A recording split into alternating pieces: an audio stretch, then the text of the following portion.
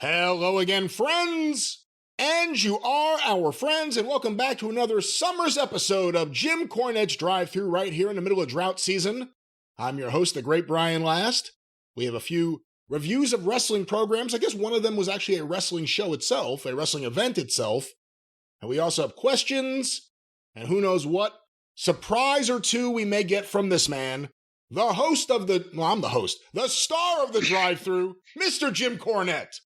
You know, if that hello, friends, hadn't been so jarring, I could have got an extra 30 seconds of sleep while you meandered through that long and winding road of illiteracy that you just blurted out and couldn't even get my position in this organization correct, or your position. What position are you in right now in this organization? Doggy style, reverse cowgirl? What is your position? The gorilla position.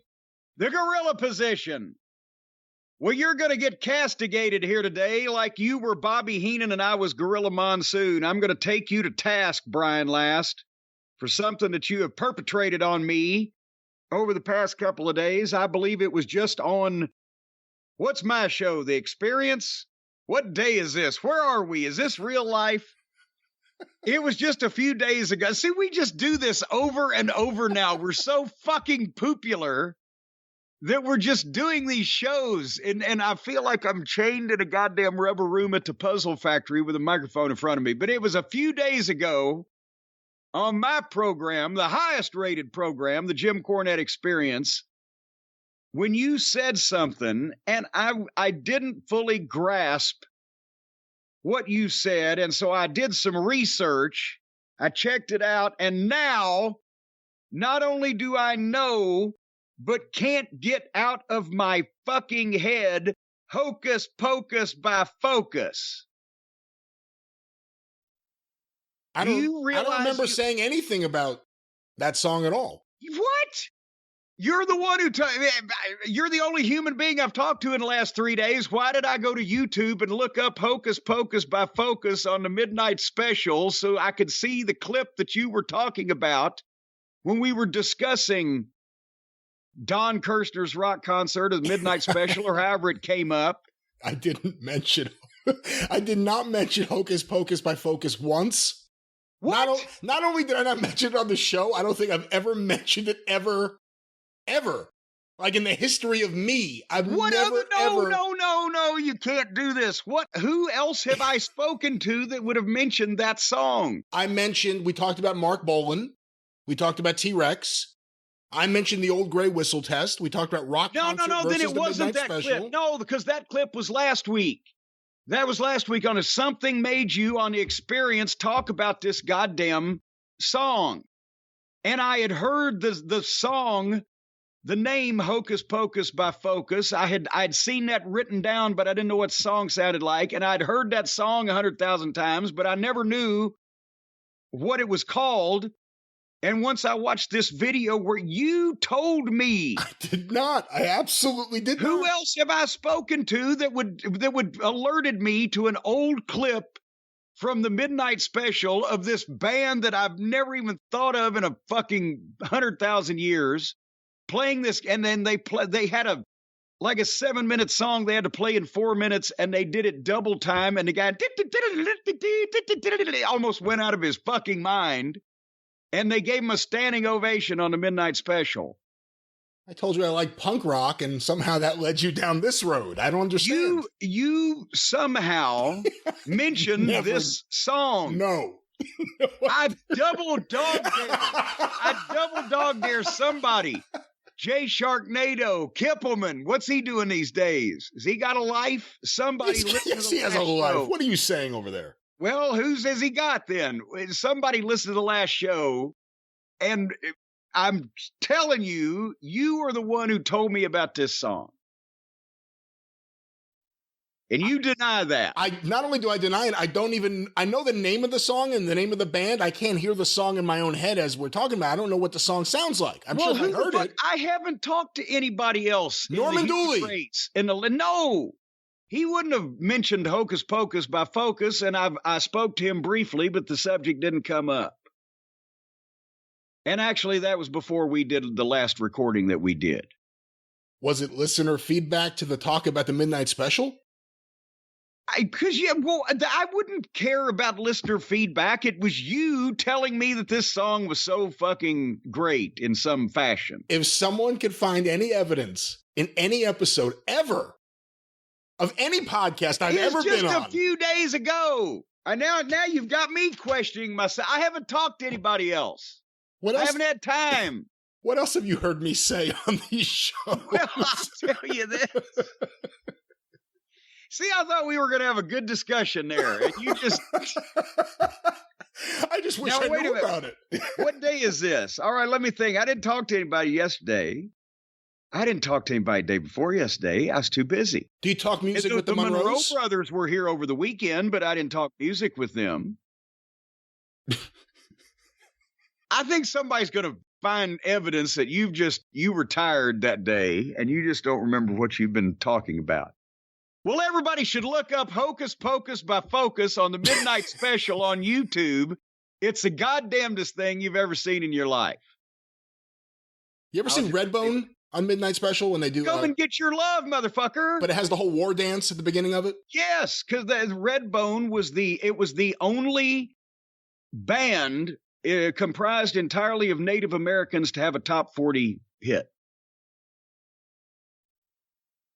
That's right. Well, I was about to either agree or disagree. What the fuck? I agree. Already you're acting like you're looking at me across the interwaves here like I've got smoking turds hanging out of my mouth because I've accused you. How else? Who else would have talked to me about this song but you? That's the other big mystery. Where did you hear this and who were you talking to? We had a discussion. I have never, ever, ever mentioned that band or that song in a discussion. I don't even know what the song is. I know the name of the song, but I don't know the song in my head. I can't hear it. You know what song's been stuck in my head because I caught a Ed Sullivan replay like 2 weeks ago? Grazing in the Grass by the Friends of Distinction. Yes, they were very friendly friends. But then, you know who did an amazing version of that in the... I would say, mid-70s probably. Grazing in the Grass by the Friends of Distinction was what, late 60s? Yeah, like 68, 69. 68. Somewhere around the mid-70s, Herb Alpert and Hugh Masekela did an incredible horn-centric version of Grazing in the Grass and the Gas, baby, can you dig it? I can dig it, she can dig it, we can dig it, they can dig it. See, that doesn't sound anything like Hocus Pocus by Focus. It is the greatest scat song that ever made the charts. The woman, one of the women in the band, one of the singers was Jessica Cleave. She was later with George Clinton. I don't know if it was in Parliament or Funkadelic or P-Funk all combined, but she went from Grazing in the Grass to a lot of grass, I'm assuming, with George Clinton. So you see, it could have been Parliament, could have been Funkadelic, could have been P-Funk, it was somewhere around the mothership. That's right. There you go. Something else I saw on YouTube, since you won't own up to the... If someone finds me saying, the first person to get in touch and say they have it with an actual example, you win a prize of some sort. I'm not going to be giving away any prizes. You said, who are you, Brian Lasthausen? Now you'll get a prize of some sort. I don't know what it'll be. It could be a book. It could be just any old thing you want to throw out. I got an extra Eisenhower book recently. I can give that an extra one. An extra one. That'd be one more than I have. Besides the interstate highway, what did he do as a president that we should be remembering? He gave maybe the most... I wouldn't say consequential, but maybe the greatest leaving office speech that in history now you look back and you're like, wow, he really saw where things were going, where he warned everyone about the military-industrial complex. Well, speaking, by the way, of presidents with complexes, do you think former President Pig Shit has a complex now that the FBI has raided his house? You know, I had to just make mention of this. I was going to do it later on in the program, but fuck you, Donnie. The FBI, this is all I'm going to say. It's not going to be controversial in the least. I'm not going to go on a rant here.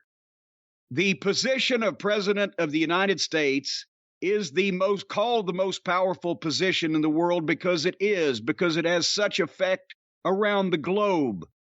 And with great power, as a great man once said, comes great responsibility. I believe that was it Uncle Ben or was it Aunt May that said that to Peter Parker? But nevertheless, it was Uncle Ben. There you go. We have a responsibility, the United States does, if not the people, the United States as a country, not to put a criminal lunatic in the most powerful position in the world. And we've already done it once. And apparently a significant enough portion of this country is so fucking stupid that they would like to do it again.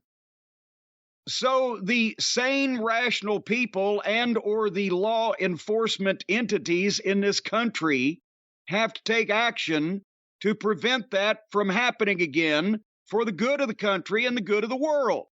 And so we can hopefully begin to live down some of the shame that we have from every other country in the world that looked down on us and or laughed at us for doing it the first time, as well as putting them in danger.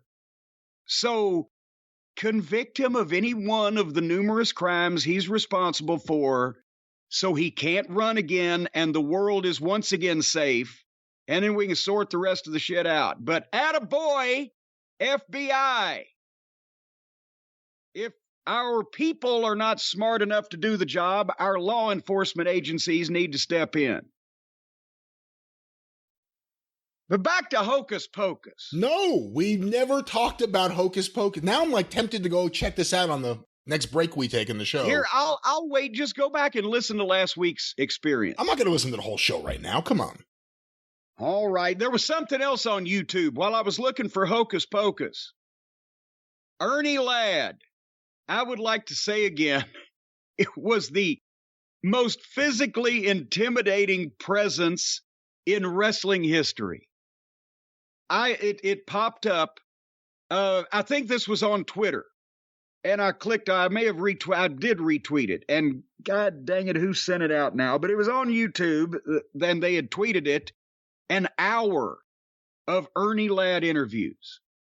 And unfortunately, most of it was from the video age, I think there was some stuff off the WWF or WWE network from 77, 78, but most of it was 80 to 84. And, there's some great, I saw him in the early 70s when he was working for Bruiser and doing the interviews with Sam Minick, Mr. TV announcer, every week, but an hour straight of Ernie Ladd interviews. And not only is there nobody that projects that aura in wrestling today, but actually, if Ernie Ladd was here today, he wouldn't be able to get away with it. Because the shit he said was so profound and or heat-getting on so many levels.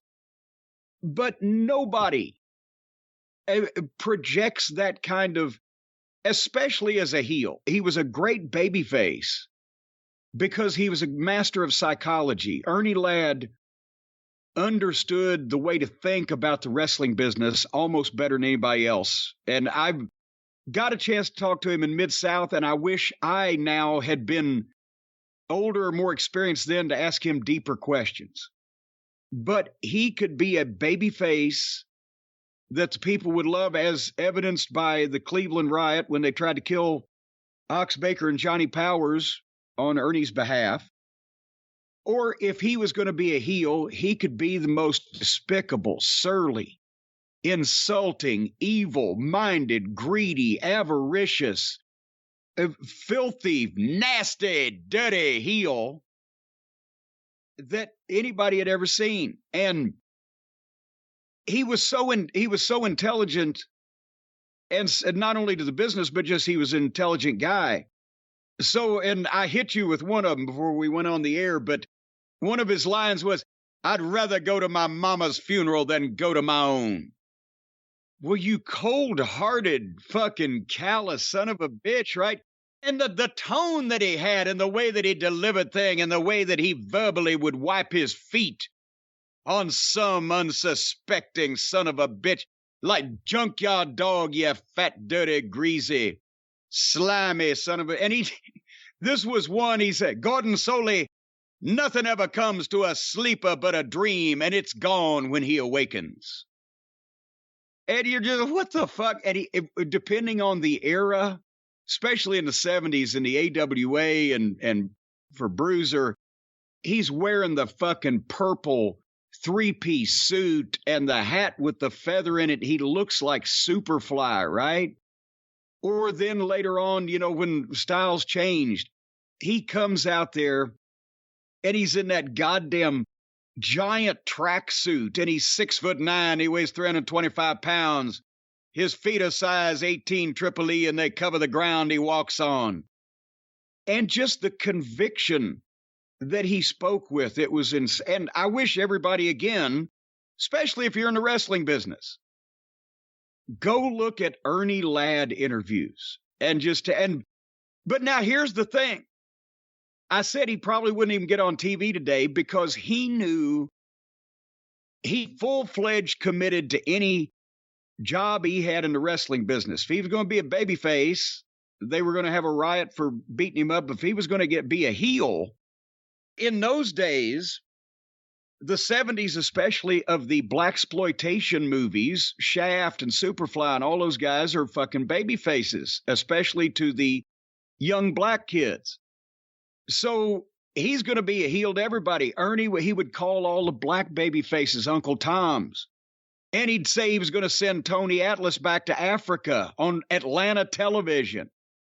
Or in North Carolina, I'm going to beat the black off Rufus R. Jones. And that way, even the people who might think that he was cool because he was like a real-life Shaft, they knew he hated them too. He wasn't pulling for them. He was just a selfish son of a bitch who was only out for himself. But just, again, especially by the time the video era came in, 1980 and on, Ernie was about to retire. He was in his 40s. And his knees had been so bad from football. And I've said by the time I got to Mid-South in 84, he would sit in the locker room with shorts on, and his knees would look like grapes on a toothpick. So many surgeries. So he was not at his athletic prime, but, for a guy that played to that extent, to that level in the NFL, and as he would tell you, he was the most publicized black athlete in the United States the year before Muhammad Ali won the gold medal and all that other stuff. He was a badass when he was younger, and he learned how to work with guys of different sizes and make it plausible because he was so much bigger than most people. But you can't go by most of the video of his work that's out there, even though he could pull out a good one occasionally in, the early 80s. But it was primarily at that point, his presence and his promo and just the look and the intimidating facials. If you stood Ernie Ladd next to anybody today, and even Brock Lesnar, the Ernie Ladd in his prime, not the grandfatherly, retired Ernie Ladd, they'd be comparable. I don't think there's a scarier son of a bitch out there. If you stood in front of him and anybody else, he stands out. What do you think, Brian? I think the biggest regret I have is that King Kong Bundy didn't live a few more years. Because with the popularity of this show, at every autograph signing, he would hear, "Bundy, you fat piece of shit!" Yeah. He would hear it Bundy, nonstop. you big fat piece of shit. Big fat piece of shit, excuse me. We bring you in here. We bring guys in to get you over, and what do? You dumb yourself right out of position. Or Hacksaw Butch Reed. Butch would have a bad match. Ernie'd be riding him. Butch Reed, you're stealing from Mid-South. Every time you cash your paycheck, you're stealing from Mid-South having matches like that. You know who's stealing from me, Brian? Oh, no. Who now? The Raccoons? No, absolutely nobody. Absolutely nobody is stealing from me, but they are severely, severely cheating me.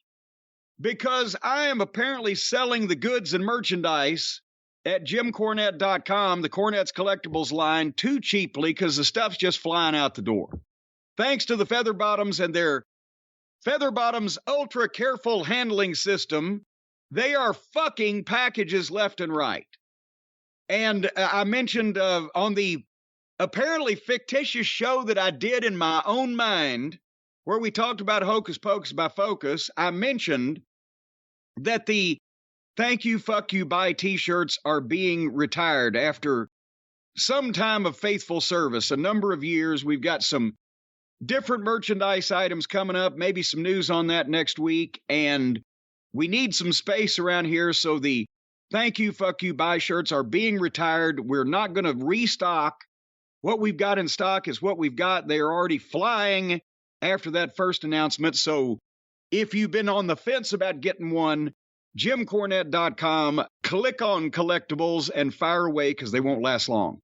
But everything else is in full supply, and please order one of each, just to save strife later on when you realize that you've picked the wrong thing. Just get one of everything. That way you know you're covered. JimCornette.com. Do you know, because of your file keeping or anything, or people that get in touch, how many of your most devoted fans have one of everything you've ever sold in the store? I have not broken it down in that granular of a detail, but I have spoken to a number of people at FanFest, and then later on over the past couple of years, they've sent me pictures of some of their wrestling collection where I have a specific spot, and they say, well, we got all the action figures or all the books or all whatever the case. And it's very kind of them to do that. They have displays to me, much like I guess the Buddhists have displays to Buddha in their homes. But I have more hair and I'm not as fat anymore. Cornette completists, I guess. Yes.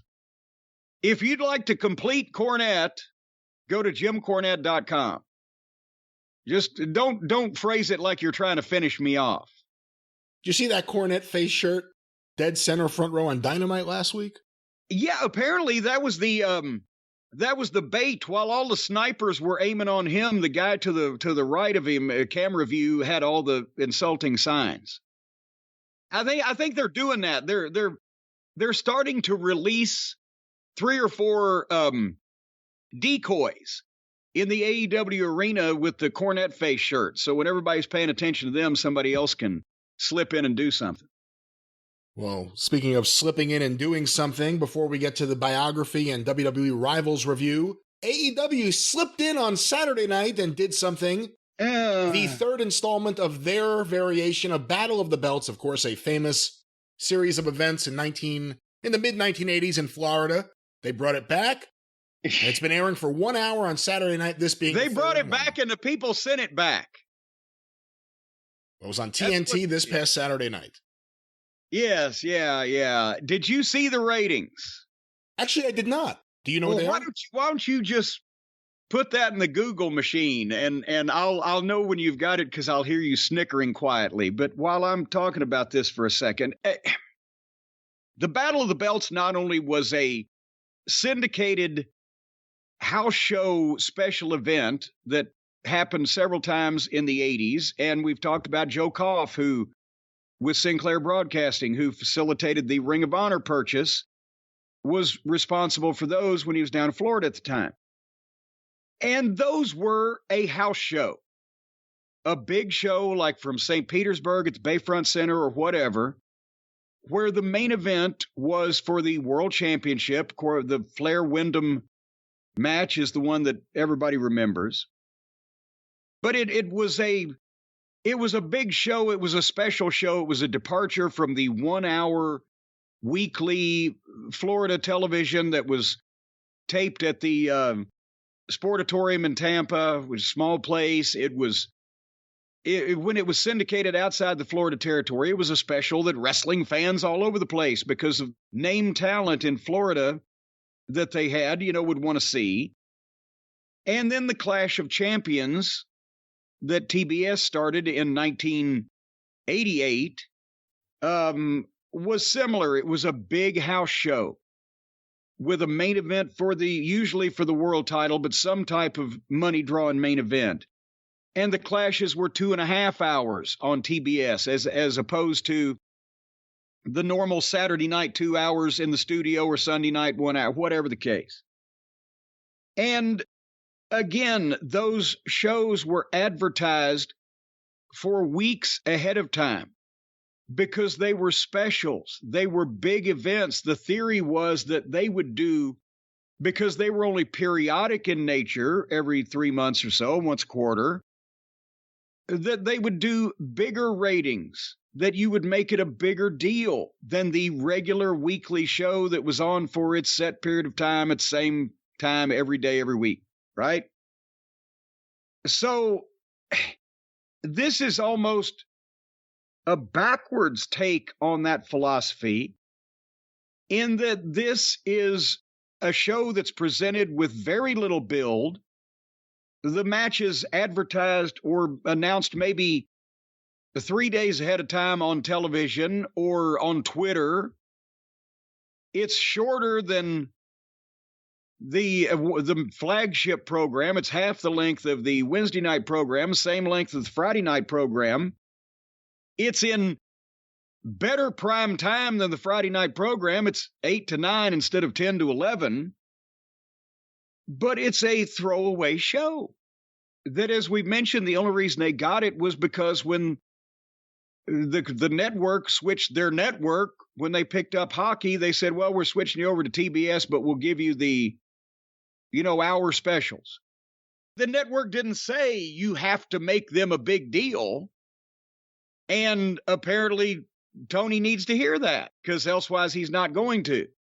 But so that's why they've got that real estate. And I would assume that there's a finite time limit on that, where if the show doesn't perform, then it's not going to be on even every 3 months forever on Saturday nights at 8 o'clock. There'll be no Battle of the Belts. Well, I have the ratings. I didn't hear you snicker. Well, because I was on mute.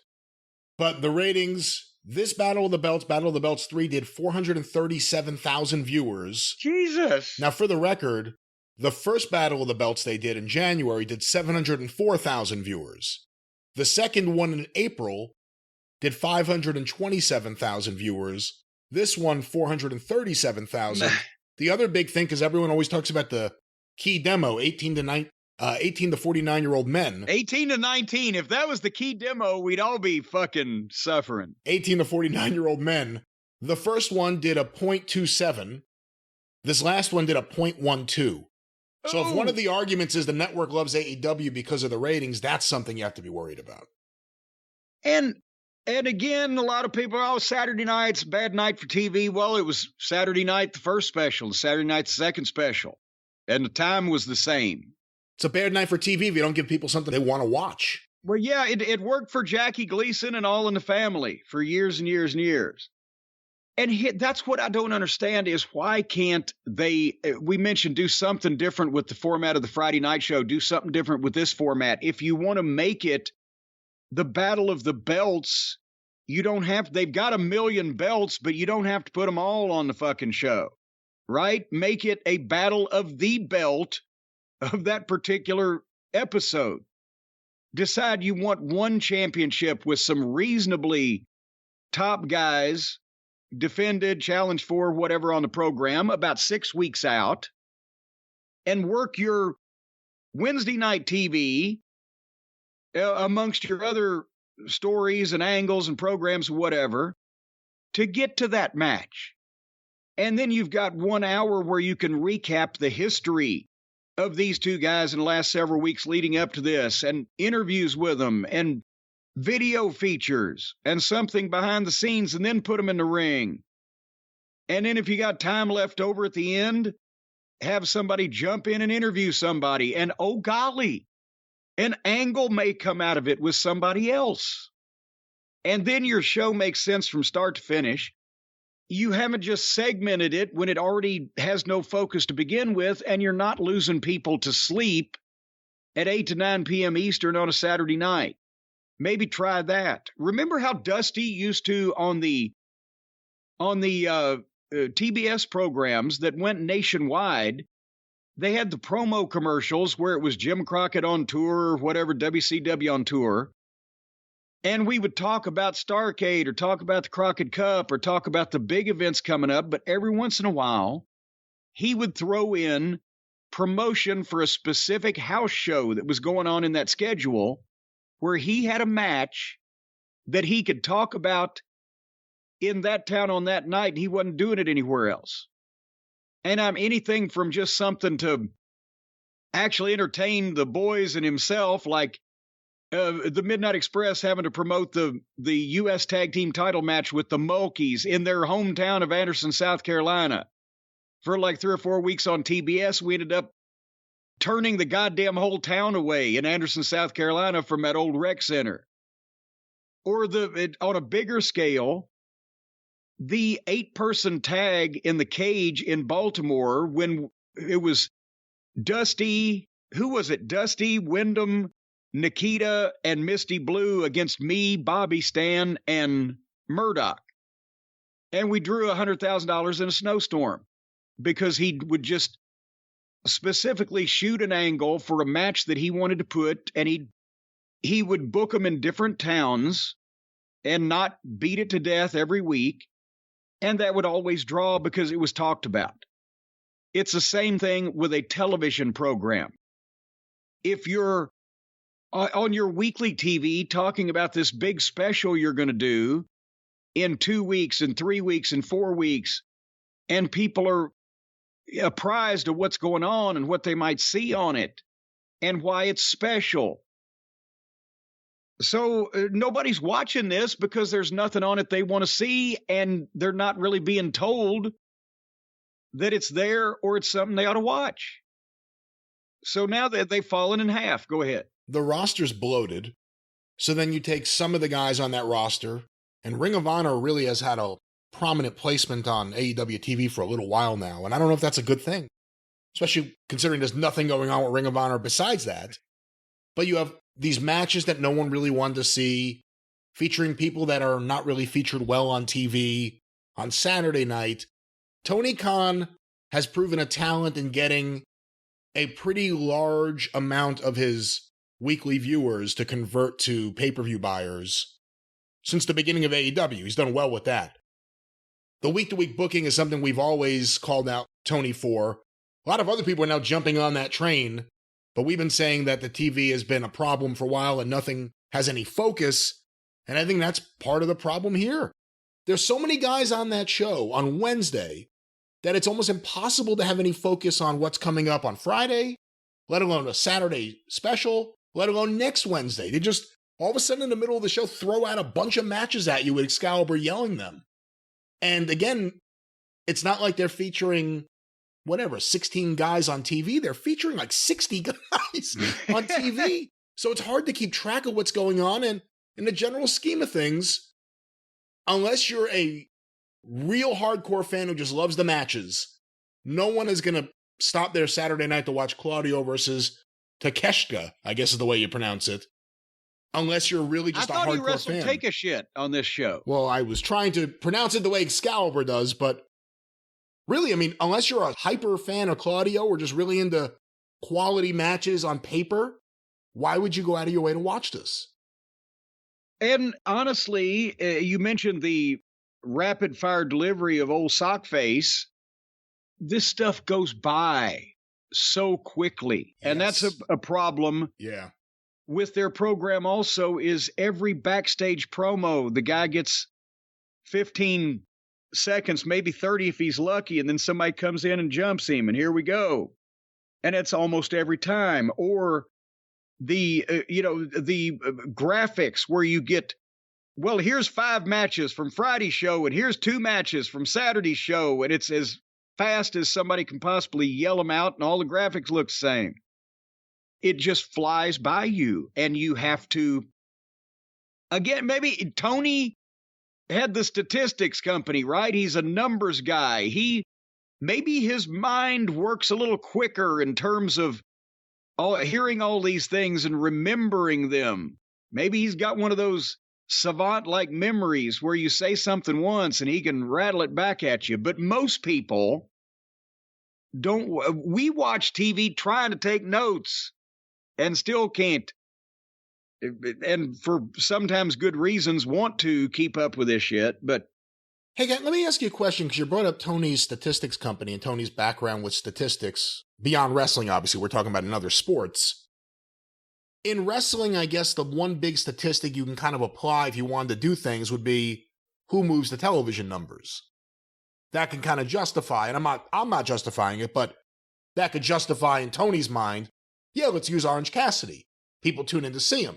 that's like an actual stat that professional wrestling would have, because we're not dealing with wins and losses or things that you would deal with in other sports. You know, in baseball, analytics is now a major thing. And some would argue it's too much of the game because it takes a lot of the decisions out of the manager's hands, takes a lot of the instincts out of the game. In most cases, you don't put up a left-handed hitter against a left-handed pitcher.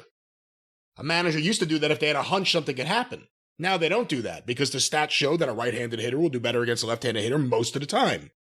There are managers still who can kind of apply old school mentality and have instincts and have seen enough to know things that you wouldn't know if you just went based on statistics or analytics. With wrestling, if you're doing things, and I don't know if this Saturday is an example of that, I have to think it isn't, but I think maybe sometimes from Wednesday to Wednesday it is. If you're using the statistics available, which are television numbers and who moves what, is there a danger in that too? In paying too close attention to that as opposed to instincts or paying attention to what's actually happening? Yes. If you get so minute with it and react, and they started doing this in the Attitude Era too, both sides, which was, just added to the chaos. But if you just go purely on the quarter hours or the minute by minute breakdowns or this week or what happened last week, yes, you can get trends and ideas when you piece together information over a longer period of time. You can kind of get a better idea if you're going by statistics on who they're really behind and what might be an aberration. So I guess what I'm saying is, if somebody's in the first segment that they know is going to get more viewers, are they going to try to then put someone in there to keep those viewers? But at what point are you able to differentiate? Is the guy in the first segment always getting more viewers because there's more viewers to begin with, or is it actually that guy? And I don't think from week to week you can't. There's too many variables. There's too many different things that can take place for a quarter hour ratings to be accurate in the short term. If you have a trend of every time this guy's on TV over months period of time, more people watch, then you start to get something. But remember, these statistics are estimates. It's a statistical sample of all the demos that are picked out, the metered markets, and then they extrapolate from there. And there's all kinds of variables that can go on. Is the reason why that a quarter hour segment ratings are up, is it because of that segment, or is it because of the previous segment where a bunch of people said, hey, I got to call my friend. You'll never guess what's going on now. But by the time they tune in, they're seeing the fucking other side of the commercial. Is it a reflection of another show's going to commercial? Is it a reflection of, remember on a much grander scale, well, you don't remember. I don't even remember, but it's historical documented fact of the television industry. In the days of I Love Lucy in the early 50s, when literally almost everybody with a television was watching I Love Lucy, in all the major markets in the country, the city water pressure would go down during commercial breaks because everybody was running, taking a piss and flushing the toilet. And that was pretty heavy fucking evidence. But now that everything's fragmented and splintered, it can be that something big that appeals to a like-minded audience just went to break or just went off, or there's something else occurred. I remember one night and local television ratings are even more shysterish than national. One night in Louisville, we had a situation with the television station where their feed to the cable system went out. So our TV show was on from 11 to midnight on Saturday night. From before 11 o'clock through like 11:17, there was no feed of that station to the cable system. It was like color bars. And the only broadcast that the station was actually successfully transmitting was the over-the-air signal. And then everything, they got it fixed, and the other 43 minutes of the show was just fine to everybody. Guess which quarter hour was the highest rated quarter hour of our program that night when we got the ratings the following week? Which one? The one that only the people with an antenna could get and nobody watching cable, which was 95% of the goddamn crowd. So we were to believe one of two things. Either somebody sat and watched color bars hoping that the show would come on for 15 minutes, which I did one time when I was a fan as a young boy, or their local rating system is just shite. And in some of the markets, if 4 people that usually watch your television program go on vacation, you can drop a few points or a few tenths of a point because of I think at one time Louisville had like less than 60 metered boxes in the market to determine what everybody was watching. So it's a crapshoot anyway, but over a period of time, like anything else, you ought to be able to shake it out, the wheat from the chaff. But that doesn't excuse not trying to sell something, regardless of what talent you put on the show. And I don't know how he expected any of these matches to have an appeal to anybody that didn't, like you said, just want to see a good, in their mind, wrestling match, because either the match or the talent in it has not been built, one or the other or both. The match I wanted to see and that I was interested in, because I'm interested in both of the competitors, was the TNT title match with Jay Lethal and Wardlow. And one would think that that was also the marquee match of the show, so they put it on first. But this is not the Saturday night's main event or even the Rampage time slot situation where you're losing people to sleep and you've got to get the main event on before midnight. It's fucking 8 o'clock. So they burst out with this. And again, Jay Lethal has had no build whatsoever. First, we never saw him when he got signed. And then they put him with Sanjay and the giant Zippy the Pinhead. And they have pre-tapes where they do shtick.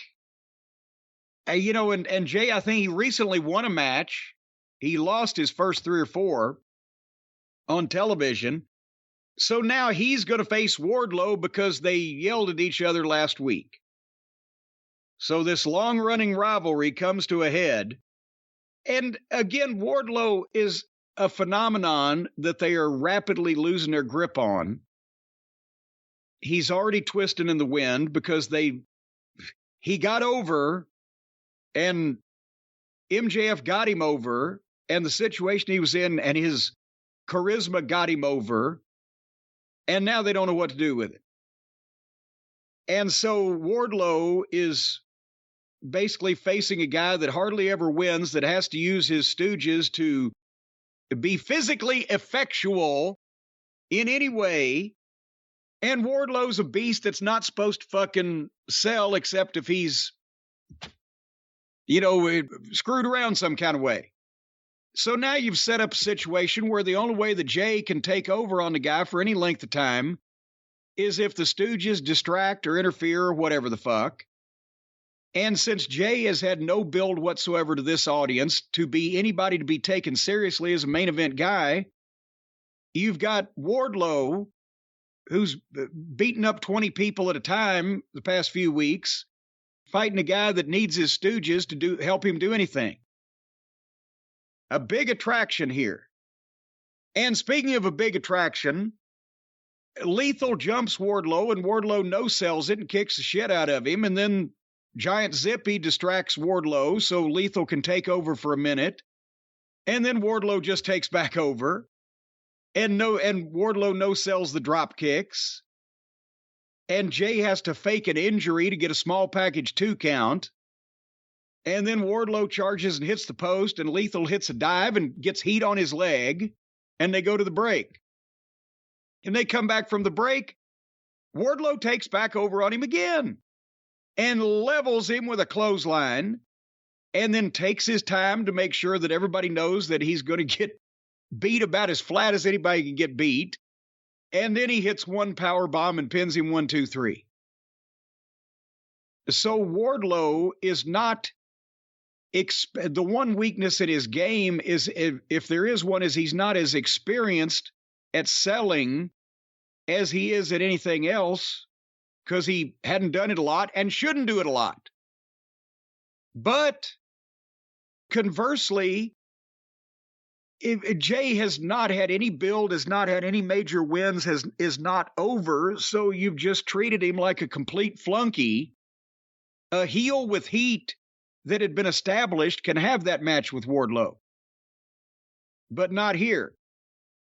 And nobody ever questioned the finish of this whatsoever, just the reason they were having it in the first place, because that was not real clear.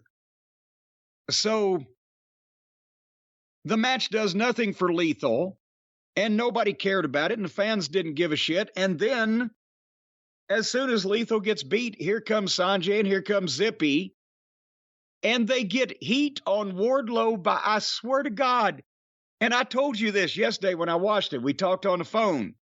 Maybe that's when we were talking about Hocus Pocus by Focus. I have never spoken to you ever about Hocus Pocus by Focus. But anyway, they got heat on Wardlow by the Giant standing with 1 foot on his chest while Jay Lethal got a figure 4 on him at the same time, and Sanjay got down on his hands and knees and scolded him like a puppy that's just pissed on the porch. And nobody was moving. It was like a picture. It was like a statue. It was the most boring heat ever. And then... It wasn't heat. How do you call that heat if there's no heat? Well, I'm saying it was supposed to be. So then Wardlow makes a comeback out of that and kicks Zippy in the balls and tries to powerbomb him. And then they stop Wardlow again and take forever to set up a table. And then Zippy chokeslams Wardlow through the table. Like they do every week, multiple times a week, with everybody. So this was one of the most unique matches I've ever seen, and that both guys who have talent, and in one case, guy was getting over, it was rotten, and it made them both look worse coming out of it than they did going in it. I think Wardlow has been one of the biggest victims of the booking in the last couple of months. Since the MJF match, he had all the momentum. It's all gone. The feud with Mark Sterling and the security guards. This, Scorpio Sky, like it just... They made a main event guy and then didn't put him in the main events. And like you said, the reaction here was a big part of the story to me. Jay Lethal hasn't done much to make anyone care in AEW. You've seen him at his best, TNA and Ring of Honor. People here haven't, unless you've watched Ring of Honor and TNA. So he hasn't really meant much. As talented as Sanjay is talking, he comes across like a minor league manager. Not minor league. He comes across like he wouldn't be with a main eventer. And I think that drags Jay Lethal down. The Giant, where does he rank on the scale? We should come up with a scale like Omos, Elegante, Giant Silva. We could put all the different Giants on there. I mean, he does a nice little pose on the entranceway and comes out, but no one cares about Wardlow now. That was the biggest thing we said. They're going to mess up Wardlow after the MJF feud, unless someone really watches after him. And that's exactly what happened. Yeah, somebody forgot to book him a babysitter when the adults left the room to go out to the supper club. On a positive note, this shouldn't do anything to derail Wardlow because not too many people saw it. Well, there you go. So in every silver lining, there's a dark cloud. The rest of this program, Thunder Rosa against Jamie Hayter and Claudio against Take a Shit. I'm a big fan of Claudio, but if the match that I wanted to see, both guys in it, was this bad, I decided I wasn't going to stomach the other ones. But you tell me now, apparently Jamie Hayter hurt herself. Well, someone told me she broke her nose in the match, and I didn't actually notice it when I first watched it. And then when I read about it after the fact, I said, oh, that makes some sense. I know you don't watch the majority of the women's segments in AEW. And I can't blame you. I do. But I also enjoy really bad television. But I watch this stuff, and I have to say, they've got great personalities. Britt Baker, although maybe she's a little overexposed, Britt Baker is a great personality. Jade Cargill has that part down. But in terms of in the ring, and Serena Deeb, we've talked about before, but in the ring, Jamie Hayter may be the best woman on the roster. Really? Next time you get a chance to watch her, and hopefully Tony doesn't book her, it'll be like Wednesday night, Jamie Hayter versus Rio. And you'll be like, I'm not watching it. But Jamie Hayter takes bumps. She's got size, so when she takes a bump, it has some meaning. She lays her stuff in. We've talked about it before. We've seen her do it on the floor. She does it in the ring. Whenever she gets hit with a cross body, she jumps up. So she lands with her opponent, and it looks great every time. I think she's one of the most talented in-ring wrestlers for the women's division they have there, maybe the most. Well, then, whenever she's healthy again and able to wrestle, I'll watch. I wonder which roster is bigger, the injured roster or the entire AEW talent roster? Broken nose. How long do you think she'll be out? Well, it depends. Was it just broken, or was it smeared all over her face, or is there any issues involved with sinus cavities, or that guy that Stan Lane punched the shit out of in Beckley that now we find out may or may not have indeed been the one that threw that fucking aisle marker that hit Bobby Eaton in the side of the face. They said he knocked his eye about 0.50 centimeters back into his skull. So you never know about these things. But you've seen wrestlers in the past when you guys actually worked a daily schedule, break their nose and come back the next day? Oh, God. Yeah. Dr. Death, Doc had a broken nose one time. You couldn't really tell because the way his nose, the state of his nose to begin with. There was the time he got, 109 stitches in his eye from an elbow by Brad Armstrong that he was supposed to duck, and he didn't. And boom, and he, went and got sewed up and worked the next night. Just stay away from the eye. So that happened a lot. But I don't know, now they have these protocols, and they tell people don't do these things. Like watch the program. That's what they tell people. Don't watch the program. I was going to say they did nothing to entice people to watch this show. If we didn't have to watch it, I wouldn't have watched it. And they need some help right now. I mean, they've always needed help, but especially right now, it just feels, I don't know. Who do you think they should call for help? How about the fine people at Magic Spoon? Well, I'll That's right. Breakfast will solve anything, folks. I'll tell you what, if you've got bad creative on your television show, you know the reason for that. Poor breakfast choices. You're eating some kind of grease or fat or sodium or carbohydrates or keto. You're eating some of that keto stuff. You don't need to eat any of that stuff. What you need to do is get up what are you laughing at? Just your understanding of nutrition is fantastic. Yeah, well, my understanding of nutrition is don't eat the bad stuff, eat the good stuff. You see, I used to think that if you ate grease for breakfast, that it would lube your blood up and it would run through your veins quicker, and you'd be healthier. But I hear now that there's conflicting reports on that from the latest research. I don't think there's conflict. It's conflicting with what I thought, so that's conflict. But folks, if you want to wake up early in the morning when the rooster crows or the cock yells or whatever you wake up with in the morning in your hand, and you want to greet the day, you want to say hello day, and then you want to sit down at your breakfast table and look out the window at the birds chirping and the chipmunks playing, or if you live in the inner city, the junkies screwing in a dumpster and the homeless people harassing people for change. You look down, and in front of you is a big old bowl of the healthiest, best tasting cereal that you'll ever shove into your mouth, and that's Magic Spoon. I'm telling you, and when you start chewing it, the flavor explosion in your mouth, holy jumping shitballs, your tongue's going to slap your brains out because it tastes so good. And normally with that, that sugar and junk and carb-infested cereal, you really have to hold your nose to eat it. because you know how bad it is for you. Know with every bite of that stuff, you're killing yourself. You're killing yourself, Brian.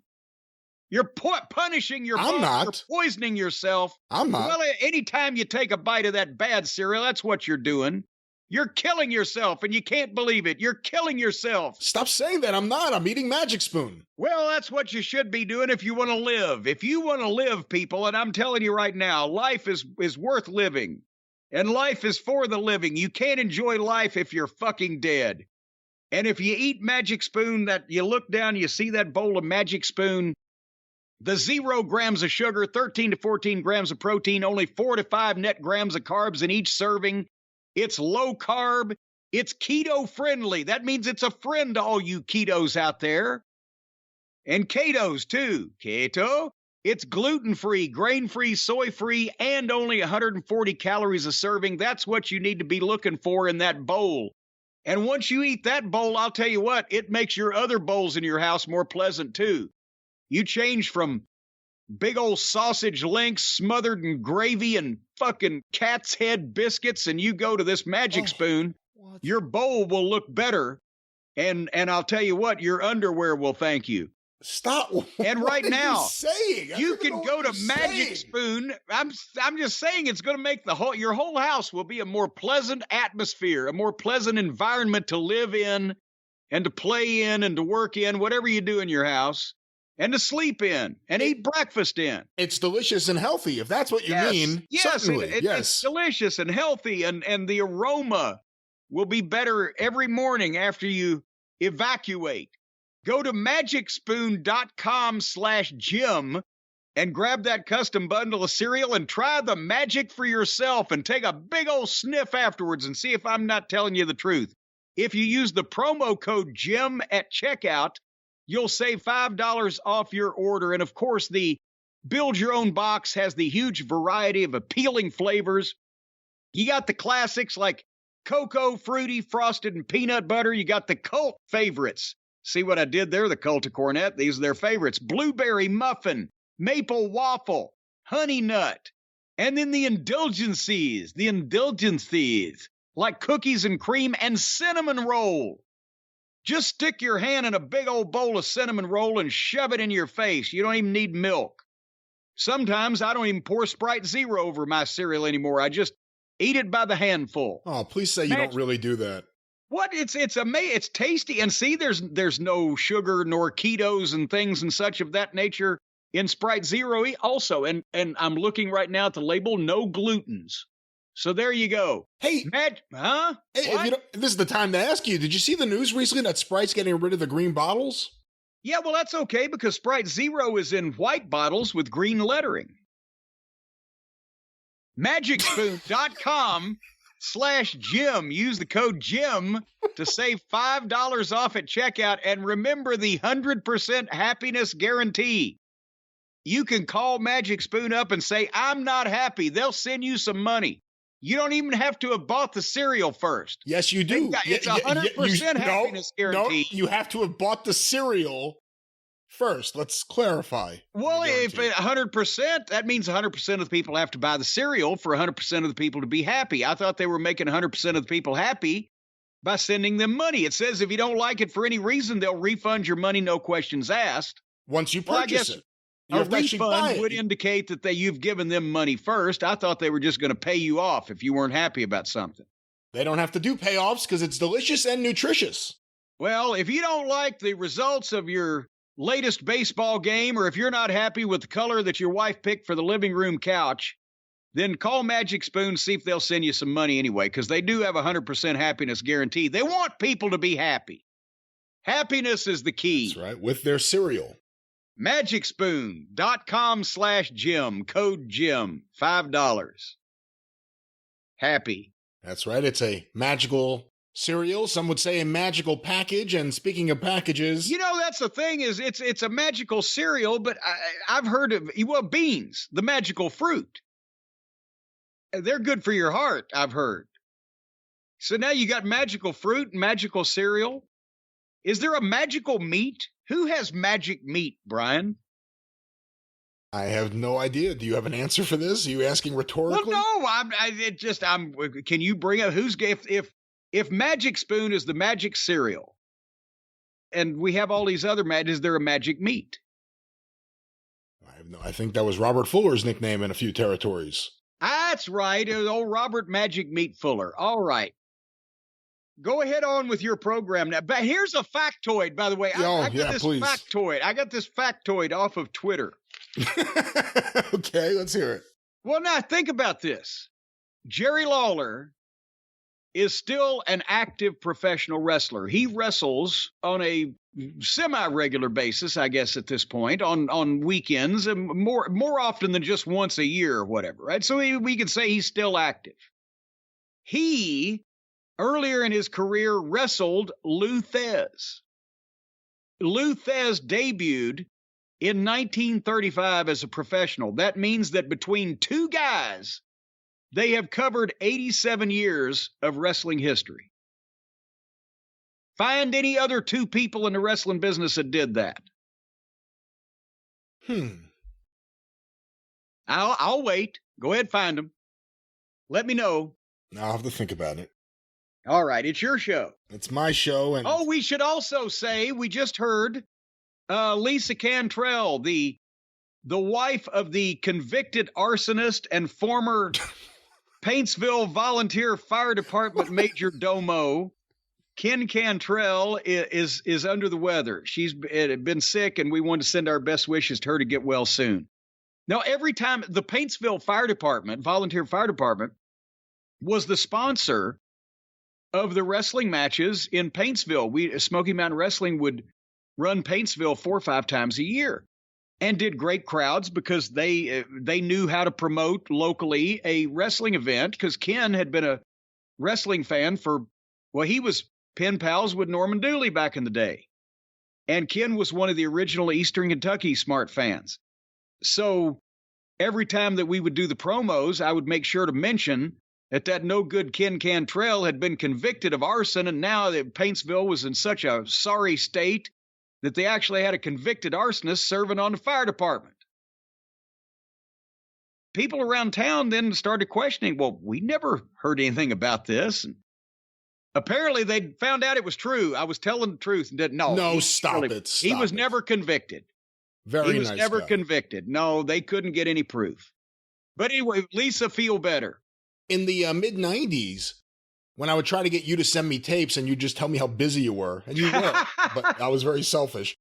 At some point, you and I were talking about the Freebirds, and you said, you know what, I know the person you should contact, and you put me in touch with Ken Cantrell, because he was an early Freebirds fan, and he had taped everything right off TV that they did in Georgia.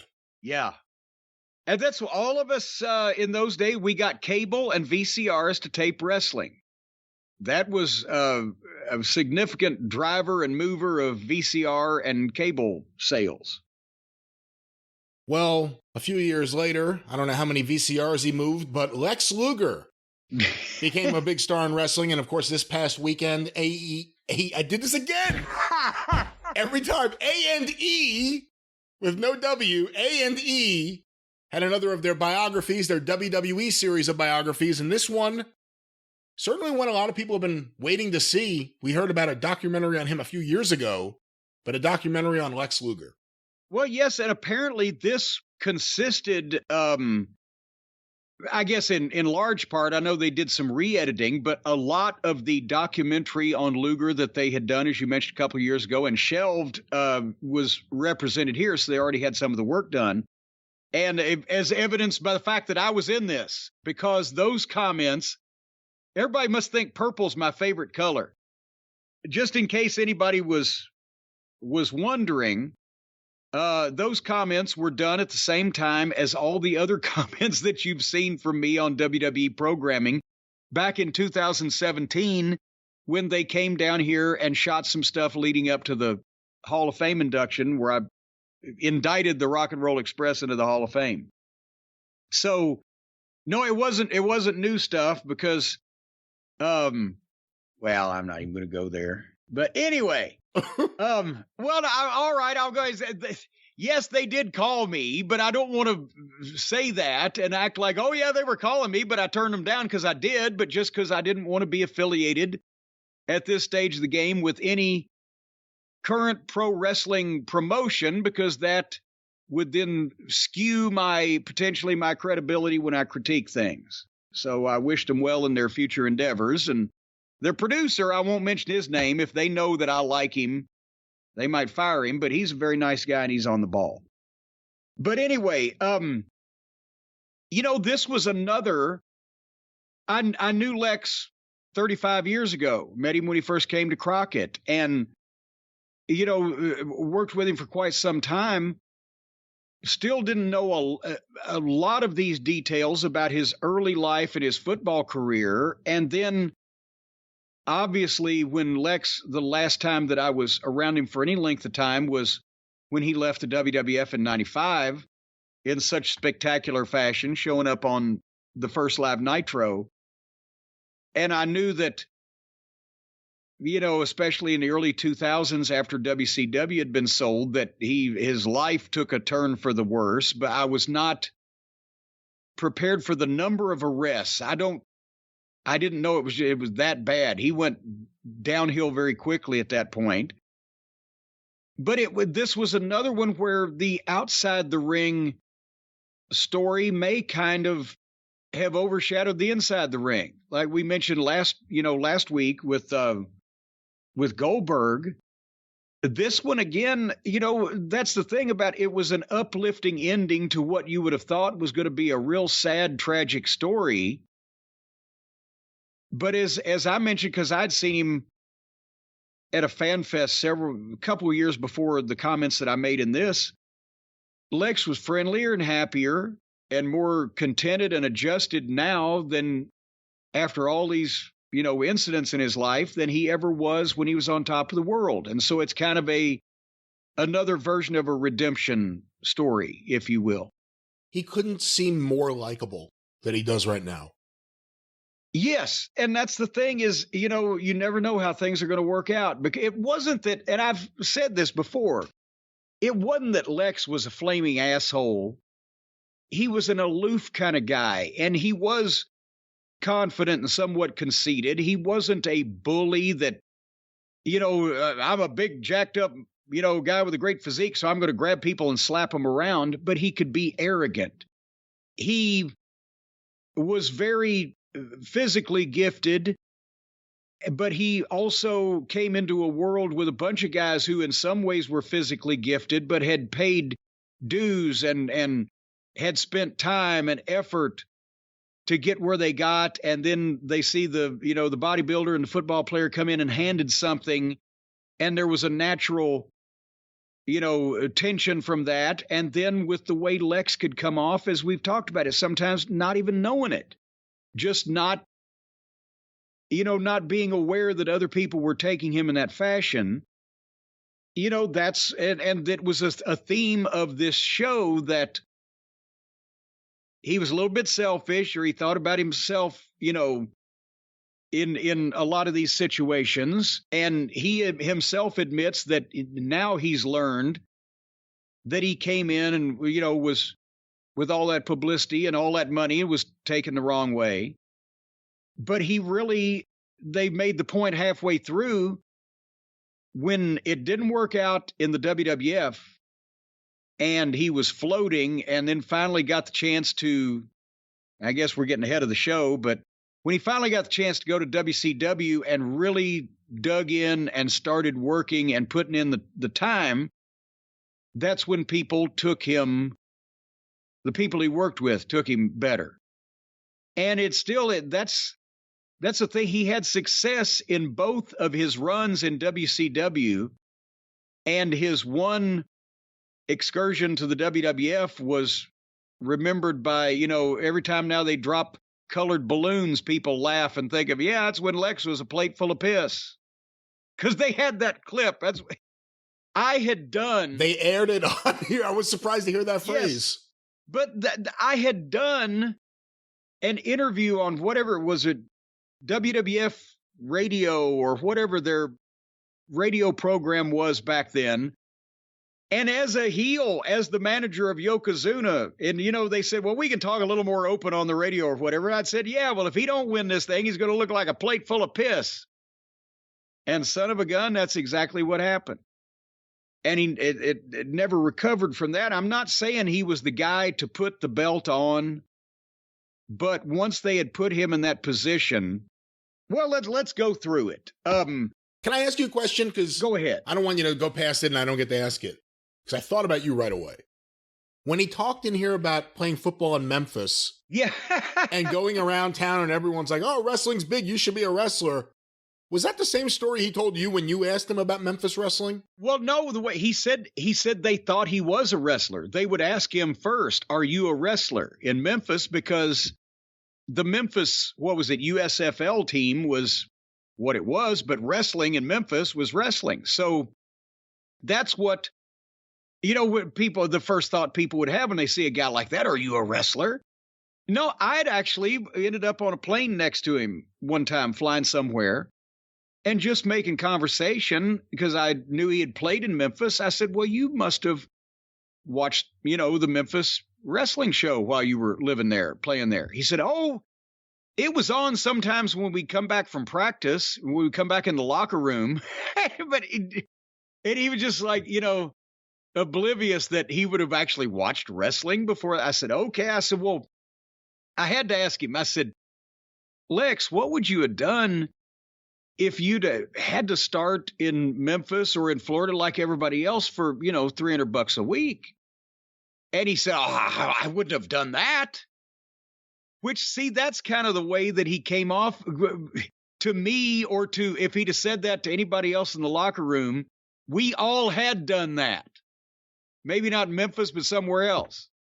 And he just scoffed at it, because he didn't. And that's the way the guys used to think. You know what?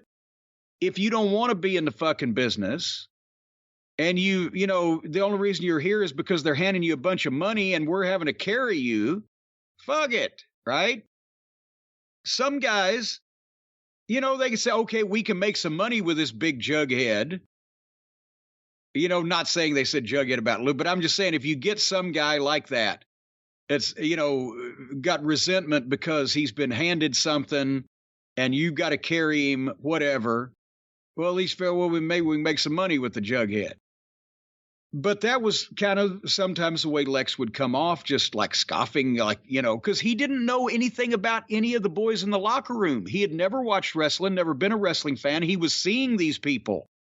As a matter of fact, that was, I think, one of the comments that made his debut in the ring was he was at his first live pro wrestling show ever.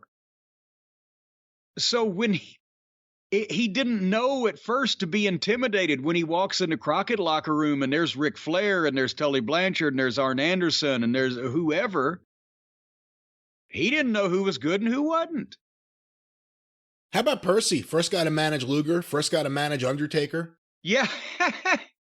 Percy, well, that Florida stint, he had almost everybody there. Percy was integral. Rude. Yeah, Rude from like 85 to 87, but I did not know that Lex Luger's father was a piano virtuoso. Pianist. He may have been a dick, but he was a piano virtuoso. We had a friend of the family that was a world famous pianist. But when I was a teenager, my grandmother said it to me and she said, he's a world famous pianist. And I thought she said world famous penis. Did you ever hear the story that, my uncle, he owned a bar. And people used to come in the bar all the time. One day, this guy walks in the bar. My uncle looks up. He sees this guy, and on the guy's shoulder is a little fucking piano and a little fucking 12-inch tall man sitting at that piano playing it. And he asked the guy, he said, so what the hell is this? I see on your shoulder you've got a little tiny piano and a little tiny 12-inch man sitting at it playing it. And the guy said, well, it's a long story, but it went something like this. I shipwrecked on a deserted island. And when I woke up, there was a bottle laying next to me. And I picked the bottle up and I tried to rub the label to see if I could read what it was. And out of the bottle popped a genie.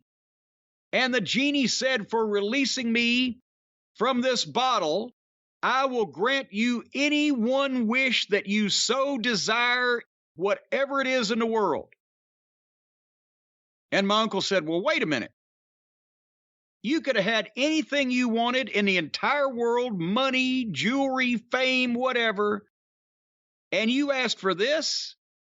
And the guy said, well, actually, no. The problem was the genie was hard of hearing. I asked for a 12-inch penis.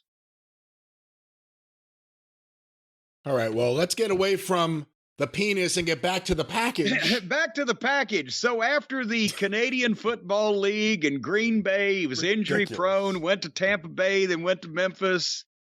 He went to the office in Florida and talked to Hiro Matsuda, and there you go. And you saw the training footage that they showed with him and Matsuda doing the weird calisthenics that, you know, the Japanese wrestlers used to do, all those insane calisthenics and different involved and Squats. Intricate cardio exercises and squats and everything. That footage of Luger doing that with Hiro, that's the same kind of footage that I was talking about. Remember when we talked about Paul Orndorff? And I said it made a big splash when he was a rookie and Eddie Graham sent him to work for Jerry Jarrett in Memphis. They put him right on top because he looked so fantastic, but they had that footage of him and Bob Backlund doing those things where they lock legs and do back bridges and do sit-ups off of each other and push-ups with each other on their back. And that was, you know, cool shit. And it made wrestlers look like these conditioning freaks, right? What would have happened if Luger had walked in there a year earlier when Eddie Graham was still alive? Boy, howdy. I mean, Eddie Graham would have seen something instantly and probably put him with Matsuda. I don't know if he would have, at that point, they probably wouldn't have pushed Luger so hard right at the start because I think he would have known it was counterproductive to Florida because, contradict me if I'm wrong, but did Lex Luger ever mean anything for the business in Florida? It was almost ready to go under at that point. Right. They gave him a big push. It didn't really matter. I mean, he worked with Wyndham, but it was a dying promotion. Yeah, and the thing is... Ed Gantner. Yeah, I think Eddie Graham, they wouldn't have been in that position maybe if he was still alive, but if they were, he would have known that what they were doing was just hot-shotting this new prospect. They weren't going to get anything out of it because he was so green, and they would just hurt the territory and then they couldn't keep him as soon as Flair worked with him and went back to Crockett. Same thing he did with the Midnight Express and me. Same thing he did with other guys when he'd go to the territories. He'd go back to Crockett and say, they got this guy or they got that guy or what, we need so-and-so. So when Crockett brought him in and they could hide him in the Horseman, he looked like $1 million. They could protect him until he got his feet under him. That's when he made an impact just being, you know, on his own and managed by Percy Pringle in Florida, which was almost dead to begin with. The hot-shotting him at that point just did further damage to their business. What I meant was, you know, he didn't get his leg broken. He didn't get beat up and chased out of the building. Do you think Eddie Graham would have chased him off?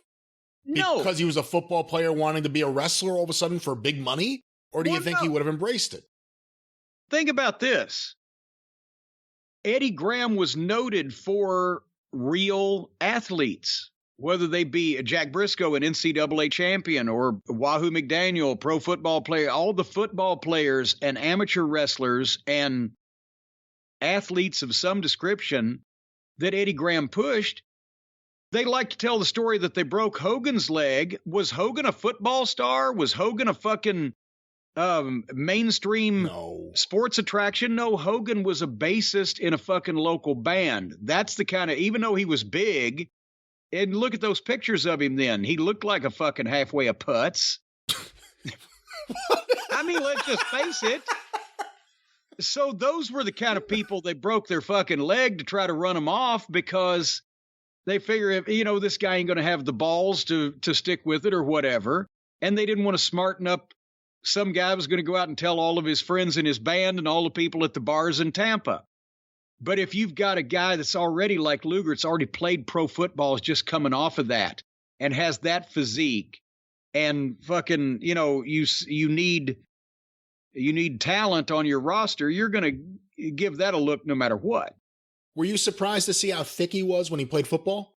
Yes, that would, because I'd only seen him, when he was in wrestling condition, and I didn't realize that he was that thick at one point. But that's the thing we've talked about. Lex was an amazing athlete. And when you look at this biography, you realize that from the time that he broke into wrestling until the SummerSlam 93 main event wasn't 7 full years. So he really trial by fire when, we talked about by 88, 89, 90, he had really come on at his own to where if he was around today at that size with that body and could still move and work like that, he'd be one of the top guys in the business. But the top guys who had seen him come in as a, wide-eyed kind of arrogant rookie were still there. It's Luger. But his work got good quick. And, up to the SummerSlam 93 main event, he was always a top guy in the business. And then because they had seen, and they played this comment in the show from me, he was more natural as a heel. He didn't connect in a friendly, warm way with people. He could be aloof and arrogant and condescending and come off as a heel. He was better than everybody else. And that's how, but Vince wanted that physique and wanted him to be the All-American. And when he soured on that, because I'll tell you what, the goddamn, the bus was a rib. They made him take that bus all over the fucking country, that Lex Express. With Bruce. And well, Bruce wasn't on it the whole time. A week was enough. Bruce would bop in. But he even had to ride that thing to TV. So whereas they had Jim Crockett, because they'd interviewed Jim Crockett before his death for, I guess, some of the other DVDs they'd done, but they had him in the can saying Lex was an egomaniac. But that's a good thing. Because a top star, you want to have a healthy ego. But where Lex's ego was sometimes, part of it was perception, as we said, and part of it was him being aloof. And part of it was he didn't want to go through that shaking hands and kissing baby stuff. It wasn't him. And people could tell. And that's by the time that Vince did that finish at SummerSlam, thinking he could prolong it. And then he soured quick. And that was the end of Lex in the WWF. He just had to bide his time and work that contract out. But he went to partners with Davey Boy and then to just a flunky. The other thing, though, about the Lex Express and the whole patriotic babyface turn, other than slamming Yokozuna on the Intrepid on July 4th, it was like a manufactured patriotism drive. There was no big movement in the country, in 1993. And again, who were his opponents? Yokozuna, then Ludwig Borga. Like, these were not the countries we were at war with in any way. Some would say maybe in business with Japan, but beyond that, it was like manufactured. It wasn't like doing this with Luger in the middle of 1984 or something. It was doing it at a time where the country wasn't where Vince was. No, Vince he had an idea, and I bet you, once again, I don't know how they came up with the Intrepid. He might have seen something on television. 4th of July ceremony, it ticked his, creative juices or whatever. You know what? This was the most New York City-centric time in WWF history after the first expansion, and that was in the middle of Manhattan. Well, on the water, but you get my point. Well, depending on the rainfall, it could be in the middle of Manhattan. But that's the thing is Vince, it was manufactured patriotism that people at that point could see through, but Vince didn't know they could see through it. And there was a lot of things Vince was doing at that point in time that he didn't know people could see through. And the World Bodybuilding Federation deal, I remember that plain as day because everybody was talking about it, that basically Vince had been able to sign Luger away from WCW even with an existing contract because he wasn't signing him to wrestle. And the independent contractor contracts back then didn't cover anything but wrestling. And so he signs him to the World Bodybuilding Federation for a year, which everybody knew was Luger sitting out his WCW con. And then he had the motorcycle wreck, nearly killed himself, almost lost his arm. I didn't know that it was that close, or his leg, rather. Or no, his arm. It was his arm, because remember he had the steel plate in his arm. Steel plate, but I didn't know that it was that close that they were going to amputate until he called Sting, and Sting got a hold of Jim Andrews. And they got him to Birmingham, or elsewise John Laurinaitis could have signed the world's first one-armed wrestler. But that was from almost losing his arm to making the WWF debut 6 months later. And in that condition he was in, they ain't made steroids that'll do that yet unless you have the genetics. There had to be some goddamn genetic key to Lex Luger's chromosomes that.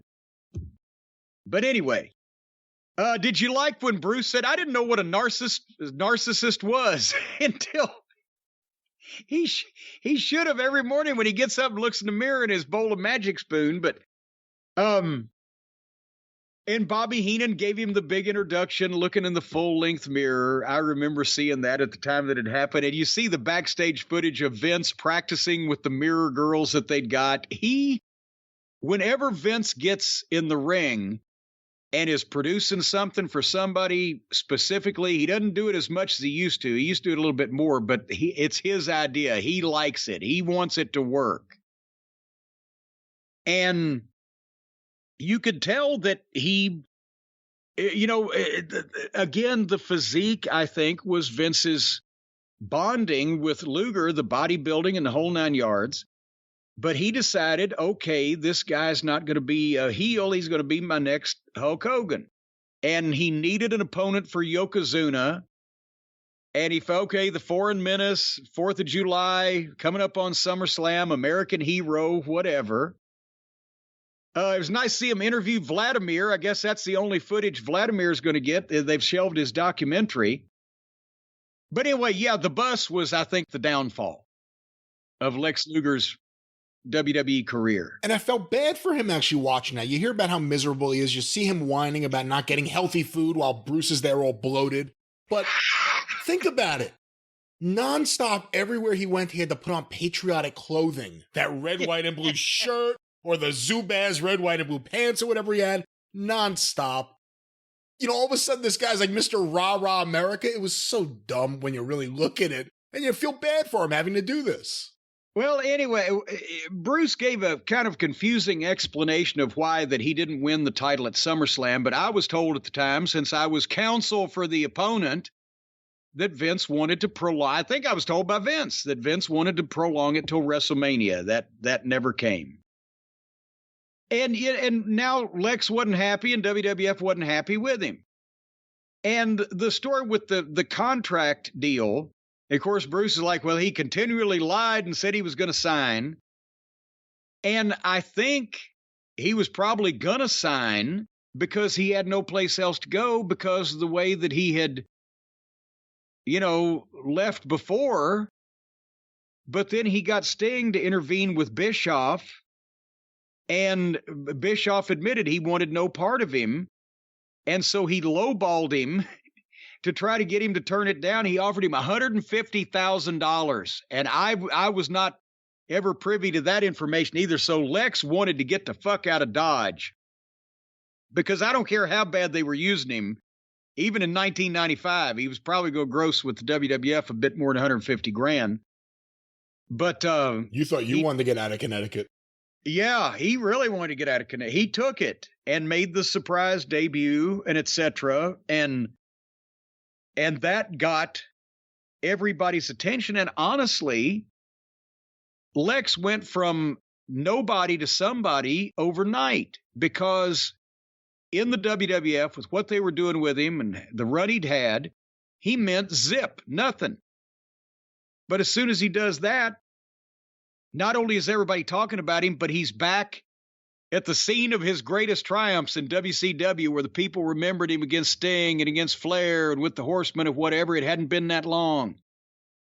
So he got reinvigorated and gave WCW a pretty big boost there for their new program all at the same time. And then, I got to be honest, I did not remember Lex Luger beating Hulk Hogan with the torture rack until they showed the footage. In the same building where he beat Yokozuna via countout.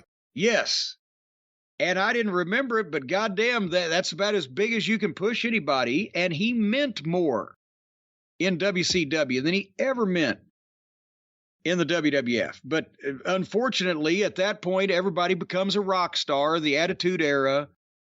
And again, Lex, the Four Horsemen Lex that I, was in the locker room with every day, was not a choir boy, but he was a lot closer to goddamn,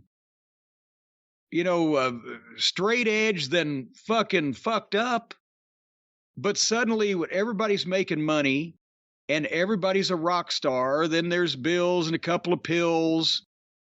And then Lex admitted all this stuff. He and Elizabeth were both married, but they were both on pills and sneaking off together. It was interesting the way this portrayed Elizabeth, because usually almost everything universally portrays her as, this innocent babe in the woods who got caught up in all this. And this is the first time, and not explicitly said, but it's the first time it's kind of showed her to be as equal a participant as Luger. It's not just the big bad Lex Luger got her hooked on drugs or anything. Well, yeah, I mean, she was a 40-year-old adult human being and had been around the wrestling business and obviously wrestlers for 20 years at that point. So, But anyway, they did gloss over, after Vince bought WCW, they kind of glossed over it. Well, for the next 3 years, Lex stayed home and got paid a fortune. It's not like he had an alternative at that point. And then Lex's wife found out about Liz, and he started getting DUIs. I had no idea he'd been arrested a dozen times. And that, and then they go into the night of that Elizabeth died, and that his 911 call, and him being arrested on fairly big time drug charges. They didn't ever think he had anything to do with Elizabeth's death, although people tried to start that rumor, but WWE didn't they do a thing on their Confidential TV show? That's right. Yeah. Well, they didn't. They gave one of those confusing headlines that would lead the witness to believe. But they found so many drugs in his house, and he's working indies and still on drugs and arrests. And of course, it was a prison chaplain that converted him. And I'm not even going to comment, besides trade one addiction for another, but it seems to be working for Lex. And after this point, anything makes him happy. But the videotape of Sting and Lex Luger and Nikita Koloff standing there on the Christian 700 Club TV or whatever, I'm just like, my God, in 1987, if somebody said. And I had talked to Lex at one of these fan fests in the last several years about his neck incident, and I didn't realize it was the San Francisco Cow Palace show that ended in disaster that he was going to when he had the issue. But that was the one where the MMA fighters and the wrestlers had issues, and people pulled guns because there was nobody there, and the promoter didn't pay anybody. And I'd heard about it. They tried to book me, and I've heard where it was and who was already booked, and said, you're out of your mind. And the Midnight Express were booked, and they never got plane tickets. So my favorite story from that weekend was just a line in the review of it in Figure 4 Weekly at the time. And the line was, Stone Cold Steve Austin showed up and was debriefed by Dr. Mike Lano.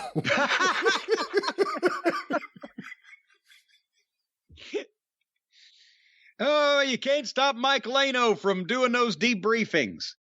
But anyway, apparently Lex was on a plane to San Francisco and was with his newfound Christianity, apparently was more conversational than he used to be, and talked to the person next to him in the seat with his head turned for the whole flight.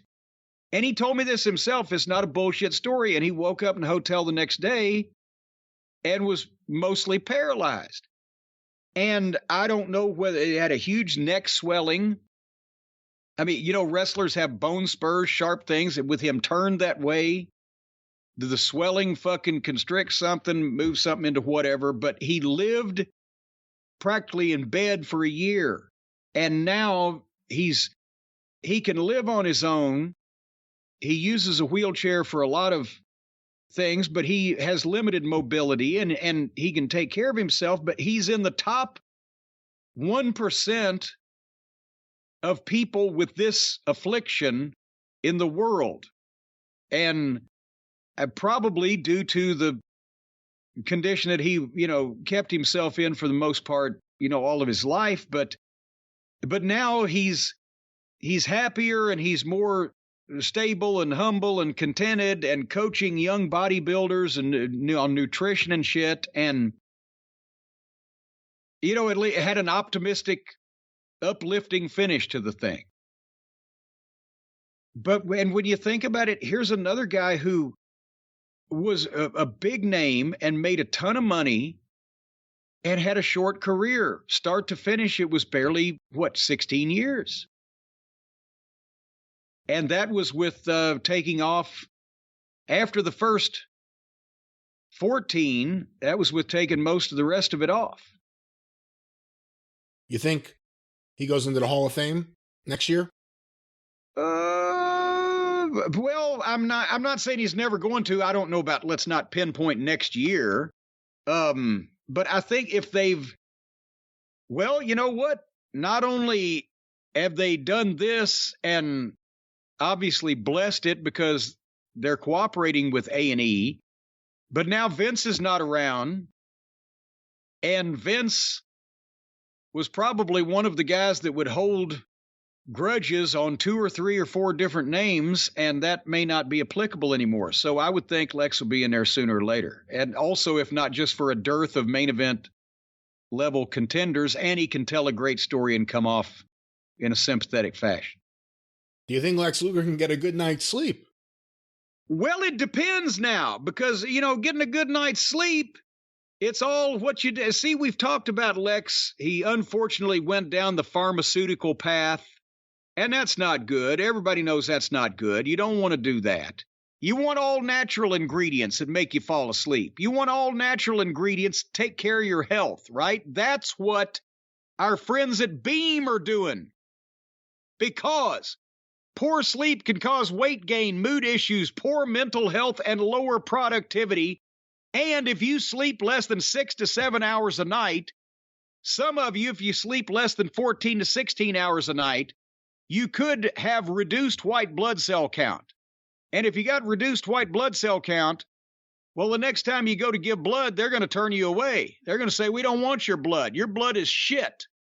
As a matter of fact, we should report you for the quality of your blood. You don't want that to happen. You do not want to be reported to the authorities because of the quality of your blood. So, you got to hop on the Beam Dream Powder. Beam is the world's most innovative functional wellness brand with unique products for everything from sleep to recovery, and their best-selling item, of course, the Dream Powder, the incredibly healthy hot cocoa that gives you a refreshing good night's sleep and makes you feel like a new man or a new woman, depending on what you've got now. If you've got an old man now, you might feel like a new man. If you've got an old woman now, you might feel like a new one. But it'll make you feel like something, this Dream Powder. I guess. Because as we know, statistically, 98% of people surveyed fall asleep faster when taking Beam Dream, and 99% of people experience better sleep quality. And as a matter of fact, the other 1% often wake up able to hear colors. Now, all you got to do is just take some of the Beam Dream Powder and mix it into hot water or milk. Milk gives it a little more body. You stir this up and enjoy it before bedtime. or before any time. Actually, if you just want to go to sleep, let's say you want to go to sleep before lunch. Take a little nap before lunch. Well, you take a sip of the Beam, boom, instantly your face falls in the chili and you're breaking the crackers. Let's say you want to, we've mentioned you can sleep off jail sentences with this stuff. It's much better to be asleep when you're in jail than it is awake. So whatever you want to sleep through, folks, possibly relations with your better half if things are not going well, swig a little bit of this in the bathroom beforehand, and she'll think the snoring is just groans and moans of pleasure. Well, how about just take it when you're ready to go to sleep? That's what I said. When you need to go to sleep, take some of this shit. Just fire it right down your gullet. And for a limited time only now, you can get $20 off when you go to Shop Beam. That's BEAM, shopbeam.com/JCE. Use the code JCE at checkout, and you're going to save $20 off. And if you don't love it, get your money back guaranteed. It's another one of these deals where they're putting their faith in you as an honest consumer to give them an honest and valuable appraisal of their product so that they'll know that the customers are satisfied. Now, if you try to put something over on them, we're not going to be happy and they're not going to be happy. What kind of ingrate you are that you order this stuff, you pay for it, they send it to you, you try it out, and then you say, well, I don't like it. Well, what the hell's the matter with you? And then they've got to send you your money back. You're being a pain in the ass. But they'll do it. Guaranteed. Well, you won't. Shop Beam. What? They won't need to do it because you'll actually enjoy or like using, or you'll get some benefits out of Beam. Well, of course you will, but some people lie. See, they want to get over on somebody. What they do is they get the Beam and they try the Beam and they have a great night's sleep, and then they say, I can get my money back now that I've had a good night's sleep, overlooking the fact that if they kept the Beam, they could get multiple more good nights' sleep. But no, they just want to be greedy and they want to pass something by somebody and get something over on somebody. So if you're going to be a little prick, you're going to ask for your money back and they'll give it to you, guaranteed. But they've already given you $20 off with the code JCE at checkout. Shopbeam.com/JCE. Use that code JCE at checkout. $20. That's $20 they won't be sending you back. Beam. Well, Jim, let's beam on over to another WWE program on A&E. WWE Rivals. We've reviewed this. We've been watching it for several weeks now, and this is a big one. WCW versus the WWE. Well, and that's, when I saw that, I'm like, wait a minute. How are they going to do this? We just got Goldberg and Lesnar that was a 6-month program with 3 matches and in 45 minutes without commercials. They're going to do the same thing or the same time for the 12-and-a-half-year promotional war between the two major companies, although actually they cut it down to basically 6 years because they glossed over. Vince took TV National, Crockett sells to Turner, and that's the Crockett years. So I love their production crew there, don't get me wrong, but did you notice the graphic on when they showed the clip where Vince opened the first USA All-American Wrestling program on the USA Network? It said 93. September 1993, not 1983, 1993. So they missed 10 years there. But basically they glossed over the Crockett years and then actually glossed over the first fucking several years of WCW, really. Because Eric Bischoff, who had a very pertinent comment here, said that nobody ever thought WCW, a distant second, would ever overtake the WWE. And they are correct. If you look at WCW from 1990 through 1994 or 5, everybody said that. They overlooked that the closest they ever got to competing with Vince, to actually being on a fucking fairly level playing field with Vince, was not the first 8 years that Turner owned the company, but the last 3 years that Crockett owned it. 1984 to 88, the ratings, syndicated and cable, were pretty much even. The towns were kind of split. The talent rosters were comparable. The WWF was always bigger after the national expansion because of WrestleMania gross and things that we've talked about that Vince was able to do. But it wasn't a runaway. Jim Crockett Promotions in 1986 grossed $21 million. I have that in lawsuit deposition papers. He couldn't lie. He was under oath. It was the biggest year they ever had. What's $21 million in today's money? Somewhere around what, do you think? 60, 50-something, 60-something?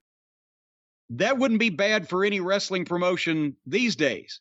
But it was the only one that was comparable and within competition distance of Vince. And then Turner bought it and dismantled it. And that's why nobody ever thought that they were going to overtake Vince McMahon. So, this was the WWE. We're not going to spend a lot of time on it because they didn't either. It was a fucking lengthy rivalry. But the high points were the WWE talking points. Raw changed the business. Live TV with unexpected action and shocking events. Well, that was goddamn every live studio wrestling show since the history of wrestling. And we mentioned that they wanted Shotgun Saturday Night to be something like Memphis TV. That's what they used to tell, like me or Lawler or whoever would have experience with that. Well, originally, Monday Night Raw was supposed to be like Memphis TV, live. Anything can happen, unpredictable. Because at that time that they launched Raw, not only had Vince brought Jerry Jarrett up to potentially take over for him if he went to jail, but they just hired Lawler to be a color commentator. So that's what they were going for then. It wasn't new to wrestling. It was new to the WWE. Am I misstating that, Brian? It was very new to the WWE. Before that, Primetime Wrestling had been a studio show showing arena matches or TV matches. They didn't do small arenas. They didn't do live shows other than pay-per-views or an occasional Saturday night's main event. Not all those main events were live. So this was new for them, but live wrestling and live studio wrestling, if you want to call that a studio, the Manhattan Center, have been done obviously for years. So then they get to the part where Hulk says, Vince and I mutually agreed to part ways. And they can't, not only can he not give an accurate ascertainment of what happened, but they can't actually come out and have anybody else say it either. Hogan was fucking blah. He was stale. They weren't caring. And Vince needed to shake things up, and Hulk didn't like being shook up. So he left and went to film Thunder in Paradise. And the story that he told, the reason why he went to WCW was he, quote, missed wrestling so much that he decided to come back to WCW and change the whole game there. And then Savage follows. Well, it sounds good. It sounds better than Ric Flair called me up and said, this guy's an idiot and he has lots of money at his disposal. But anyway, so Monday Nitro begins and Luger shows up and he is phrased at where they just did the biography where they pretty much said that he was floating and miserable in the WWF. Now he's one of WWF's biggest stars, debuts on. And they did the Billionaire Ted sketches, and I was around for some of that. Vince didn't have it in him not to retaliate and not to take shots at the other side, but he took it personal. He took it personally. He wanted to have the fight with Ted Turner because people knew who Ted Turner was. He didn't want to have the fight with Eric Bischoff because nobody knew who Eric Bischoff was. And even though Bischoff was running WCW, Vince wanted to frame it as Vince McMahon versus Ted Turner because that was somebody that he could allow himself to be seen on Turner's level by the public because he's another multimillionaire, media mogul, yacht captain, whatever the fuck. With Bischoff, it wasn't even in Vince's mind. So he had to say some shit, and they did the billionaire Ted stuff.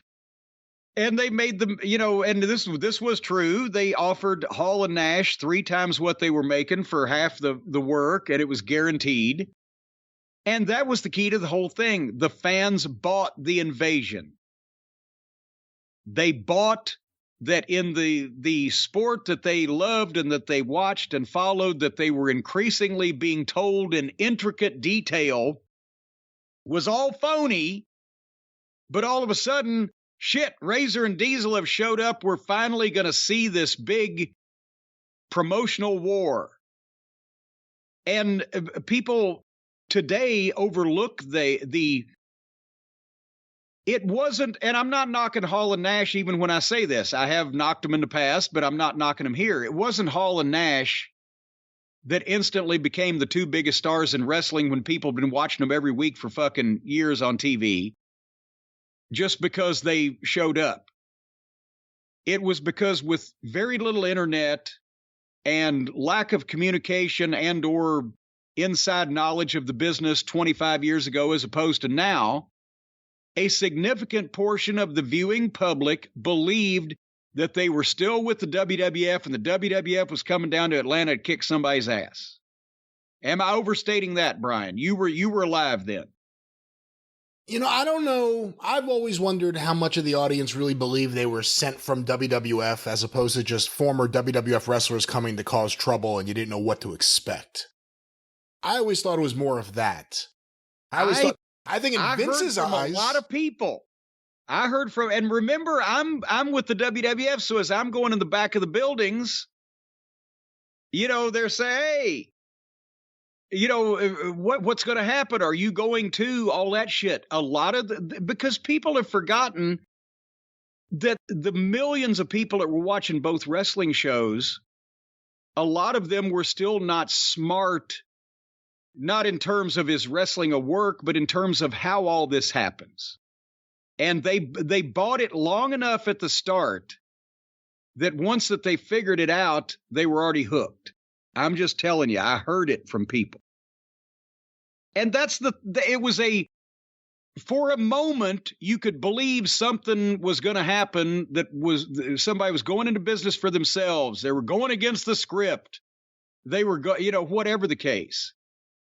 And that's when, and that's when the NWO blew up. And by then, and then Hogan becomes the third guy. And now they've hooked him. And now, obviously, after a while, everybody knew, okay, Hall and Nash have left because they didn't show back up on the other program. But it wasn't instantaneous.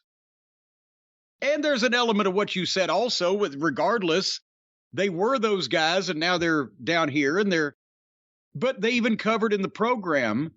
The thing that I didn't like about the NWO was the same thing I didn't like about Degeneration X. The cool heel can get over and you can use that to help your program because Steve Austin started out as a cool heel before the people realized, wait a minute, he's our babyface. And other guys have been, Ric Flair was a cool heel, but cool, badass, slick, dressed, braggadocious, whatever heels can help your business. But childish, smart-ass, cool heels that make your fucking baby faces look like dicks don't help your business. They just help their business. And while they're with you, that might help your business. But then when they leave, it don't help your business. And or after they've buried your other talent that's staying, it doesn't help your business. And when you try to follow it, it doesn't help your business because you've already let some jackoffs come out and break all the fucking rules. And what rules do you have left to break? So, yes, 1995 WWF was fucking cartoon. the garbage man and the plumber and the fucking hockey player and all the other shit. Vince wasn't going to get off of that until he had to, obviously. But going too far with letting people just make fun of your own business and do it in a wink, wink way to the audience led to basically the death of wrestling. Because we have not been able to follow the Attitude Era. And they used it all up. So DX was the WWF childish smartass group to counteract the NWO's childish smartass group. And people overlook. I love the hard, violent wrestling of this time and the action and the fucking carnage and the fans being into these main event guys. But unfortunately, it was up and down the card and was for too long, and we ended up not being able to follow it. But for that time, they could do, for 2 years, nobody could do any wrong. Austin and McMahon, Austin and Tyson. 1998 was red hot. Everybody was over. And this actually gives you another look at it. They got to the point where they were hot-shotting without needing to hot-shot. Everybody was over. Everybody was selling out. The top main event guys were doing huge business, and every TV show was still a hot shot. So they lost track on when to reel it in until WCW self-destructed, which, happened shortly thereafterwards. And then talent starts going WCW to WWF instead of just the other way. And then comes the merger where now the corporate overlords of the entire Time Warner business are wanting this money loser off their books because they went from making a fortune to losing a fortune in year? And they never wanted wrestling anyway. It didn't fit their marketing strategy. And, they, like any other major conglomerate, they didn't give a fuck whether it's making money or losing money. It was just easier for the people that wanted to get rid of it when it was losing money. And, of course, they didn't go into any kind of detail on this program about how much money they lost the last year and a half or why. They just said, and Vince buys it. And they didn't mention the bargain basement flea market sale price. And then Stephanie's there at the end crowing, "We won the war." She had nothing to do with it whatsoever. She barely got out of school to come work at the goddamn studio as an intern by the time that the war was won.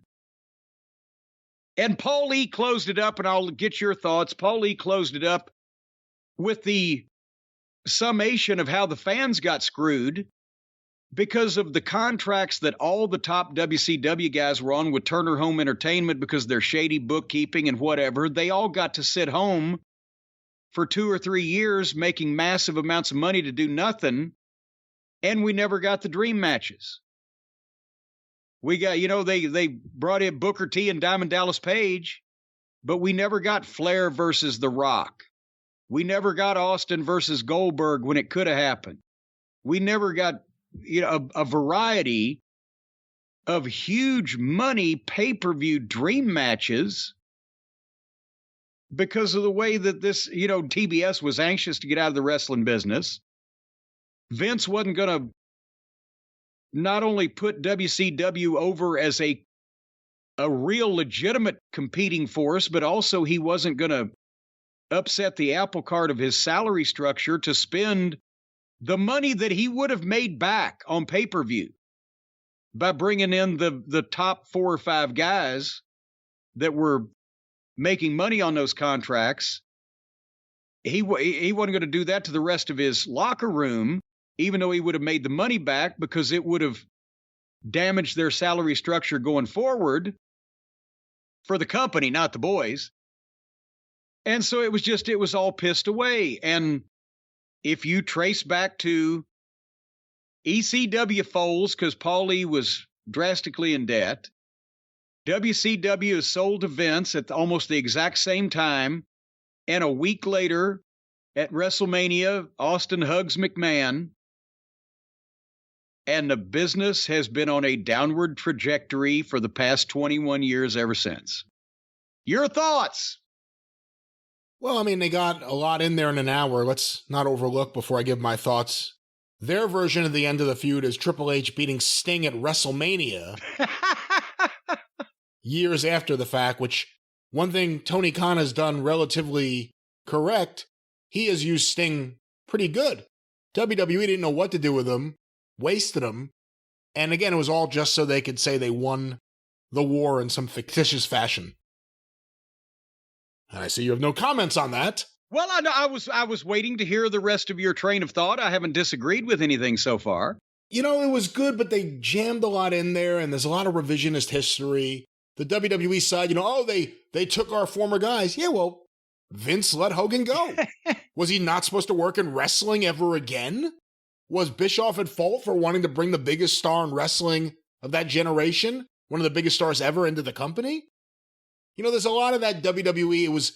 It was being done to us. It was being done to Vince. It was all about putting Vince out of business and killing him. Yeah, Bischoff made the comment drunk in a bar one night. And yeah, Ted Turner thought Vince was an asshole. But I don't think it was that at all. It was just Vince treats any competition like it's a personal attack on him. And that's what we saw here. I think there's revisionist history with DX. I actually don't think DX really took off as a concept till Shawn Waltman got there. Because Shawn Michaels wasn't as over as people want to remember him as being. Business was down with him as champion. They made him a heel, but he had go-away heat around the time of Survivor Series as far as I was concerned. And with a lot of other people, and the business really took off when he left. And that's when Shawn Waltman came in, and that's when DX actually became something fans cared about as a concept. They do overplay the whole going to WCW in the tanks thing. The version I always heard was that, what did you hear? Didn't you hear that like Ming wanted to go out there, or a few of the guys, and they were not allowed to go out there?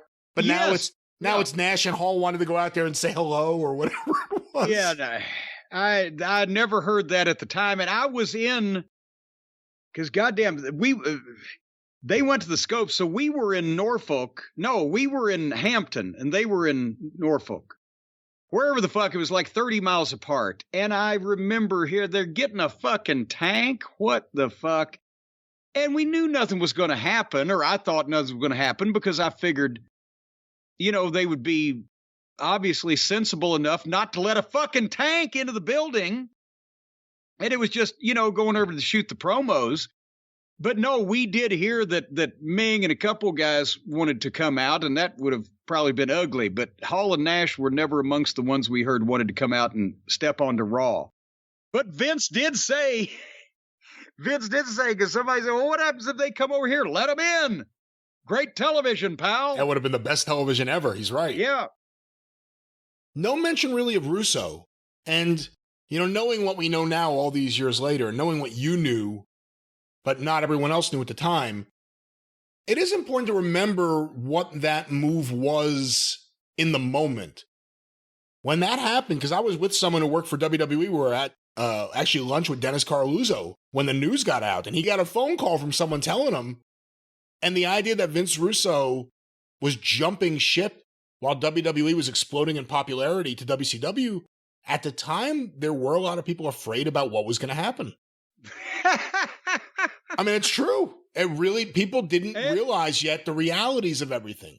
Because how could they have? Again, Vince McMahon has a history, going back to when he first started in the business, of making quick, abrupt, sudden changes, decisions based on him getting in a grumpy mood and deciding he's going to do something else. And Shitstain was one of those. And as we, when we read some of the Shotgun Saturday Night ideas off the sheet that I had found in my files, everybody that was working around him knew what the fuck and knew what they were dealing with. The wrestlers had varying opinions. A lot of the underneath guys didn't have a lot of experience in the business, liked him. because he wrote for them. A lot of the top guys, Bret Hart, I believe the quote was he should be taken out in a parking lot and hung. Some of the top guys that were more interested in going to the movies than actually, I don't mean going to the movies to see one, to be in one, or considered themselves actors or were just nice, friendly people, had more tolerance for him. And most of the people who had a mind for the wrestling business had dreams and fantasies about setting his dead carcass on fire. But almost everybody that worked in the office, in the wrestling administration, or in a creative capacity or whatever, knew what the fuck they were getting and were not intimidated in the least. It was seen as a bonus for the WWF when the shithead left the company, because we saw what came out of the source rather than what the finished product was after Vince, McMahon, and experienced agents and a world-class network television production facility and the best announcers in the business and an incredible roster of talent headlined by The Rock and Stone Cold Steve Austin, what all those people did with the shit after it came out of the horse's ass. To me, that's the thing they don't just say. What won the war was Steve Austin, period. Yeah. Steve Austin's what made them $1 billion company or a multi-billion dollar company for what they'll sell for. It was Steve Austin. It was really about Steve Austin versus the NWO, if you really think about the ebb and flow. When the NWO got really big and popular, WCW took off. There were lots of other things on that show that people like me wanted to see, but by and large, it was the NWO, and when that started getting less popular, cratering out, even with Goldberg there, and Steve Austin took off, there was no coming back. The Rock is a major part of it. A lot of other things were part of it, whether it's The Undertaker or Mick Foley. But Steve Austin was the game changer. With no Steve Austin, it's a whole different story. Steve Austin won the war. Well, and Mike Tyson with the assist for getting Steve Austin to the stratosphere, because they didn't Bischoff try to get Tyson before Vince got him? Yes. And that's where Bischoff says once they got Tyson, he said in the show, I knew this was trouble. Once they got Tyson, because now WCW had Jay Leno and what's the goofy basketball player's name with all the tattoos and the weird Dennis hair? Rodman. There you go. WCW's got Jay Leno and Dennis Rodman, obviously visually just having fun for a lark. And WWF has Steve Austin fighting with Mike Tyson. And both of them look serious as a heart attack. That's what put all the eyeballs on Austin. And then everybody's, holy shit, look at this fucking guy. And there you go. So, that's the thing is a lot of people that weren't living concurrently with this think that everybody then knew everything that everybody knows now. And they didn't, because a lot of it hadn't happened yet. So it was easier to see. It's always easier to see what happened when you're looking back on it than when you're looking ahead of it. But now we know. And that was Rivals. And this is your show. That was Rivals, and this is my show, and people listen to the show in various ways. Some listen in their car, on the car stereo. Some listen at home on their computer. Some people actually, I've heard from a lot of people have been emailing me. They open their windows in good weather so they can hear their neighbor listen to the show, and they don't have to pay for the electricity. But they say the most rewarding way to listen to the show is with Raycon earbuds. I've heard about that. I've heard that it's very rewarding. As a matter of fact, if you can prove that you're listening to our show on a set of Raycon wireless earbuds, whenever Raycon calls you, you'll win a cash prize. All you got to do when the phone rings, you got to answer it and say, yes, of course I'm listening to Jim Cornette's Drive Thru with the great Brian Last on my Raycon wireless earbuds. And they'll send you a check for $147,000. No. Well, as long as it's Raycon on the phone with you when you say that, if it's your fucking next door neighbor calling to borrow some bread, you're out of luck. $147,000. Well, that's before taxes. Folks, the Raycon wireless earbuds look, feel, and sound better than ever. They've got the optimized gel tips for the perfect in-ear fit. And these earbuds are so comfortable and they will not budge. You can trust me on this. As a matter of fact, we've recently taken some Raycon wireless earbuds down to wrestling school. We stuck them in some guy's ears, and we had him take 17 pile drivers. And neither one of those earbuds came out of his ears. And after number 14, it was easier to check because his head was no longer connected to his body, so we just rolled the thing around like a big head of fucking lettuce. What are you talking about? What? They won't fall out. Raycons give you 8 hours of playtime. And boy, I'll tell you what, when I was younger, I could play for 8 hours. Now it's a good fucking 10, 12 minutes tops. But if you're still young enough to be able to have 8 hours of playtime, the Raycons will be right there with you. Just make sure it's a sexy soundtrack. They're priced just right, too, because you get quality audio at half the price of the other premium audio brands, which makes us wonder, why don't these other premium audio brands change their fucking prices? But I'll have you know that the Raycon Everyday Earbuds now have over 50,000 five-star reviews. That's the biggest number they've ever had. They're getting more every day. Some of them don't even come from Uncle Dave. And they've got 3 customizable sound profiles, left, right, and forward. So all your sound profiles will look exactly the same as everybody else's. And they've got earbud tap functions. Have you ever tapped an earbud, Brian? You would be amazed at the sap is so rich and sweet and sugary. I don't think it's that kind of tap. What you do is you take this spigot and you tap it into the bark of the tree. You're thinking of I can't even get the words out. You're talking about tapping a How do you tap an earbud without a spike that goes through it and you drive it in there and then you get the sap out of it? See, that's where you take it too far. There are no spikes with Raycon earbuds. No, they stay These earbuds are spike-free. They're spike-free. That's right. It's like, well, I've already told that one, so I won't tell it again. But also, they've got the noise isolation and awareness modes. That means you can isolate yourself in the wilderness from all noise. Or you can tap the awareness mode. See, tap. You can tap the awareness mode, and instantly you're aware of everything going on in the world. Suddenly, sounds and voices will come at you at a dizzying rate. When you tap this awareness mode, folks, you will become instantly cognizant of the entire global situation. You'll know where everybody is. You'll know what's going on in every corner of the world. It's 100% awareness. It's amazing that they can get this kind of technology in these small little earbuds. Would you like to be aware of what's going on, Brian? I would love to be aware of what's going on, especially with too. These spots, yes. Yes. Well, I'll tell you what, you can go right now to Buy Raycon. That's BUYRAYCON. BuyRaycon.com/JCE. And you're going to get 15% off your Raycon order. That means you can isolate yourself from noise. You can become aware of, as a matter of fact, you can even have a cosmic awareness. If you get the special Raycons and you tap that awareness mode, then it'll tell you the secrets of the universe.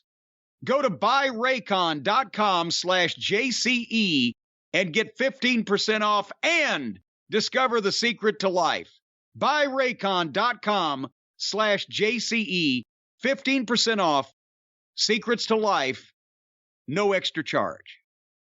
No extra charge, and of course you'll be hearing this show sound beautiful on your Raycon earbuds, and especially when I sing. Speaking of shows that may sound or look beautiful and some that may not, I understand a little bird has delivered something to you.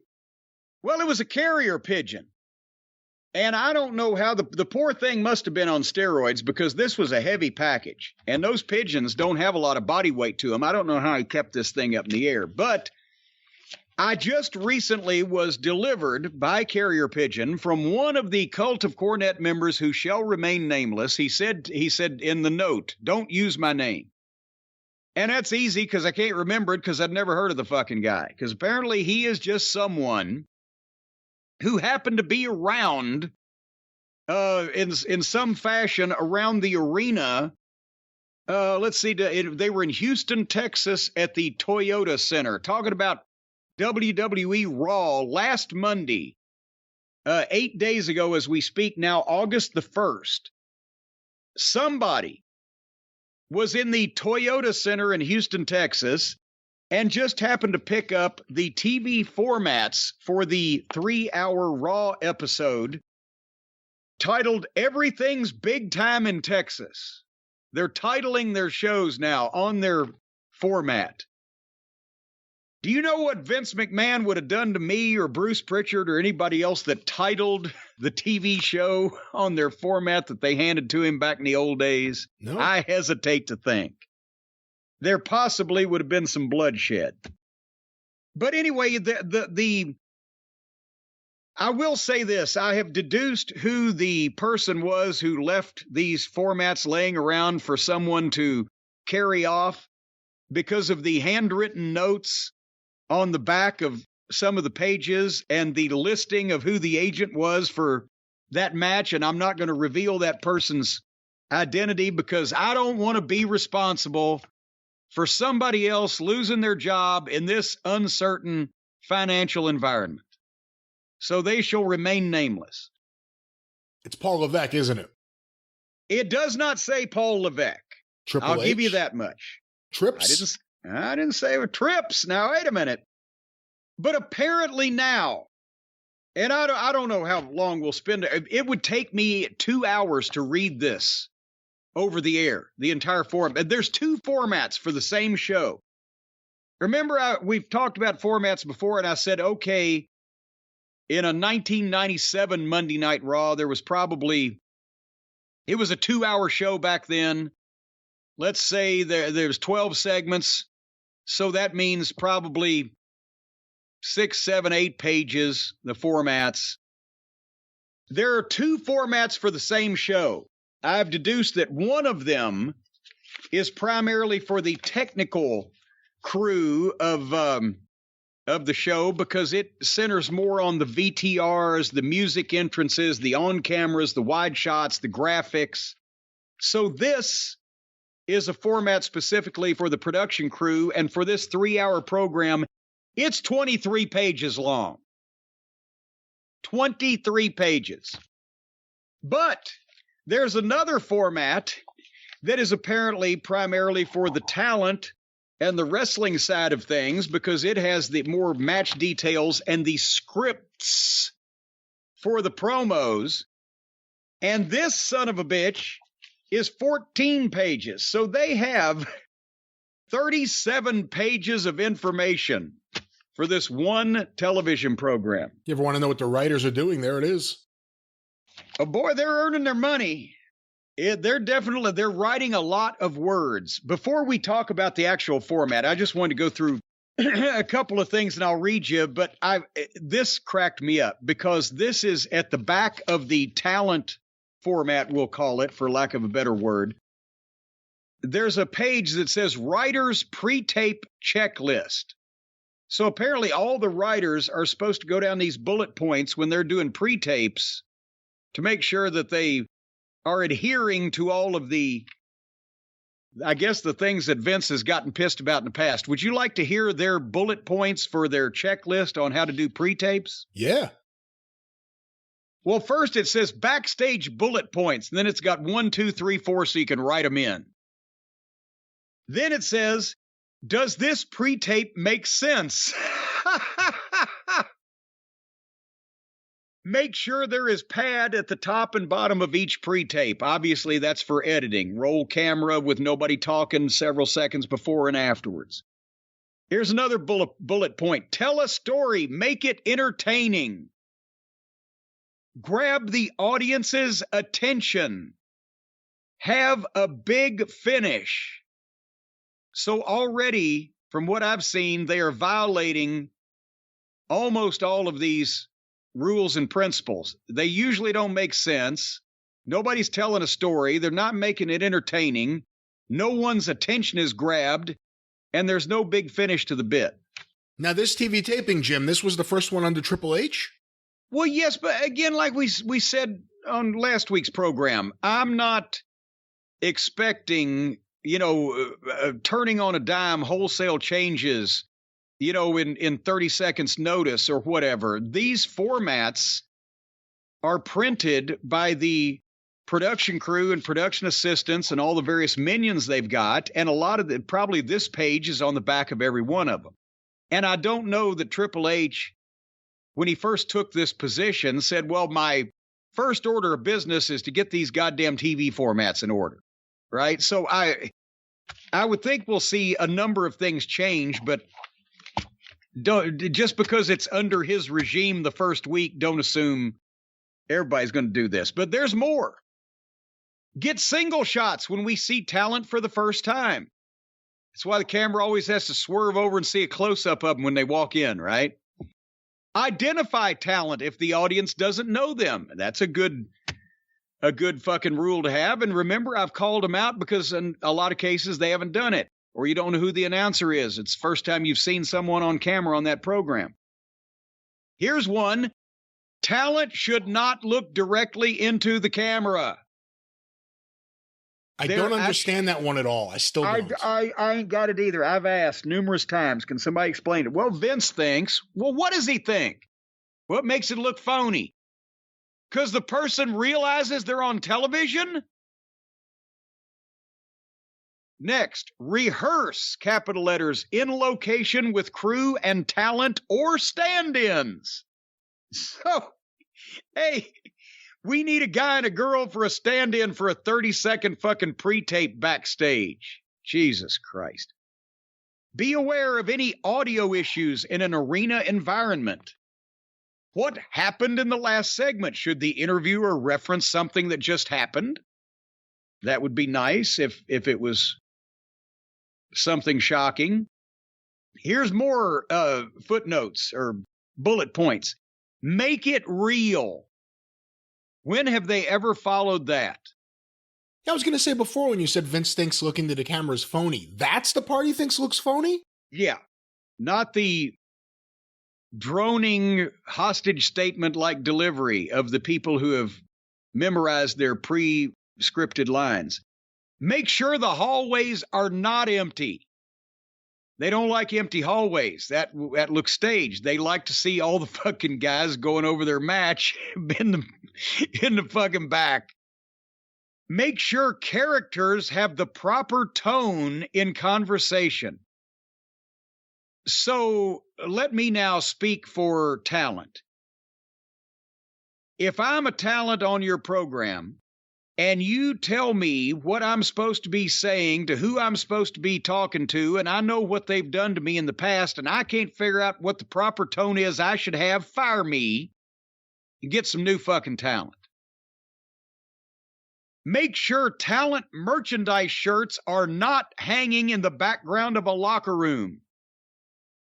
That's another thing. It used to, when they started making merchandise, guys would hang their T-shirt over the locker when they were doing a locker room interview to give their T-shirt publicity. And Vince thinks that looks phony because that's obvious we're trying to sell shirts. As opposed to the commercials that they air on every program where they're trying to sell shirts. Hit allotted time for shot. That's evergreen. And be cognizant of what talent is in the foreground by determining which talent you want to appear bigger, if any. Those are all pre-tape checklists, bullet points for the writers.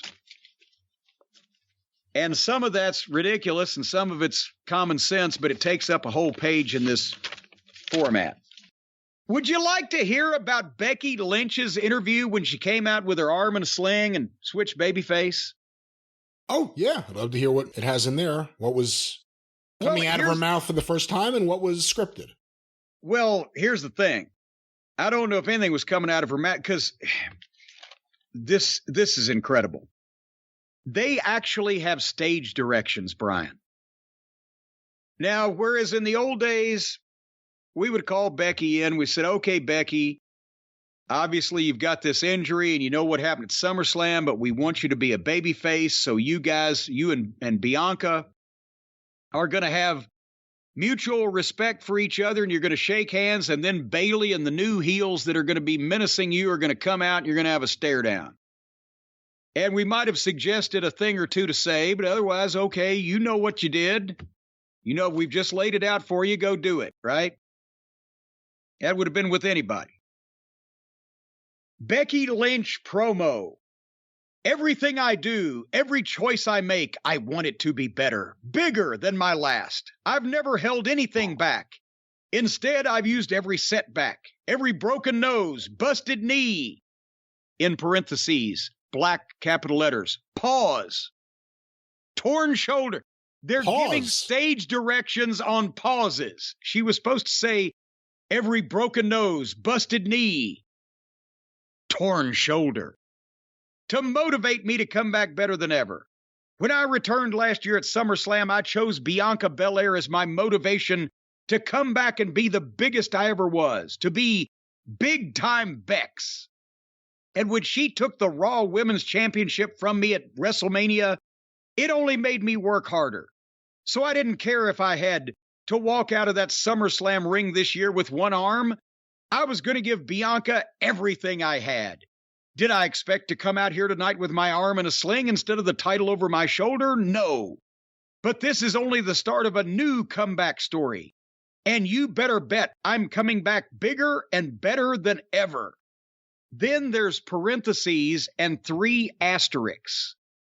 I don't know what this is. This is a thing they didn't do when I was there. But in a lot of cases in these interviews or on this format, there will be at the end of a line, there'll be a parentheses with three asterisks in it. I don't know what that signifies. And then she continues. So Bianca, come out here. Let me pay you the respect you deserve and thank you for pushing me to be the B-E-S-T in parentheses spelled out. So she didn't just read it as best. Big time Bex I can be. And then pause. Bianca Belair music and entrance. Bianca Belair promo. And I'm not going to read every word of this, but somebody needs to go back and watch this thing and determine how close they were. Because, again, Bianca's promo, I have nothing but respect for Becky Lynch. And a lot of you might be questioning, after Becky's left the ring, right? And a lot of you might be questioning how I can feel that way. Trust me, I haven't forgotten the number of times Bex has shaken my hand only to slap me with the other. It's kind of unwieldy. But I've never wanted anything handed to me. The title is only worth the work I put in to keep it, and Becky made me work for it. So I shook Becky's hand after our match at SummerSlam because as much as I was her motivation, she was mine. And it goes on until she comes to, because I'm the EST of WWE. That means I'm the greatest, the strongest, the fastest, the toughest. And then here comes Bayley and blah, blah, blah. Every word is written out for them, and it's actually, nobody is this good a highlighter. Every word in the interview has been highlighted in yellow to make sure that they can read it and study it, and it's automatically highlighted. This is not with a fucking highlighter pen. They have an automatic highlighter. Your question? Was this the episode where Karrion Kross returned? No, I think that was this past. That was SmackDown. SmackDown, right? That's right. Yeah, no, this was another one of these 3-hour sojourns, but basically everything is written out in their interview. It's like a script. All those years, I could honestly say wrestling doesn't have scripts. I could never say that again. But they leave them their stage direction and parenthetically where to pause.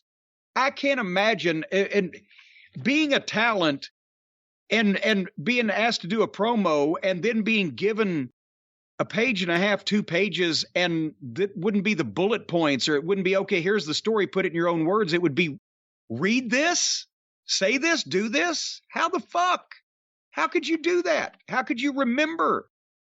that much dialogue on live television. When they make movies, they have take after take after take.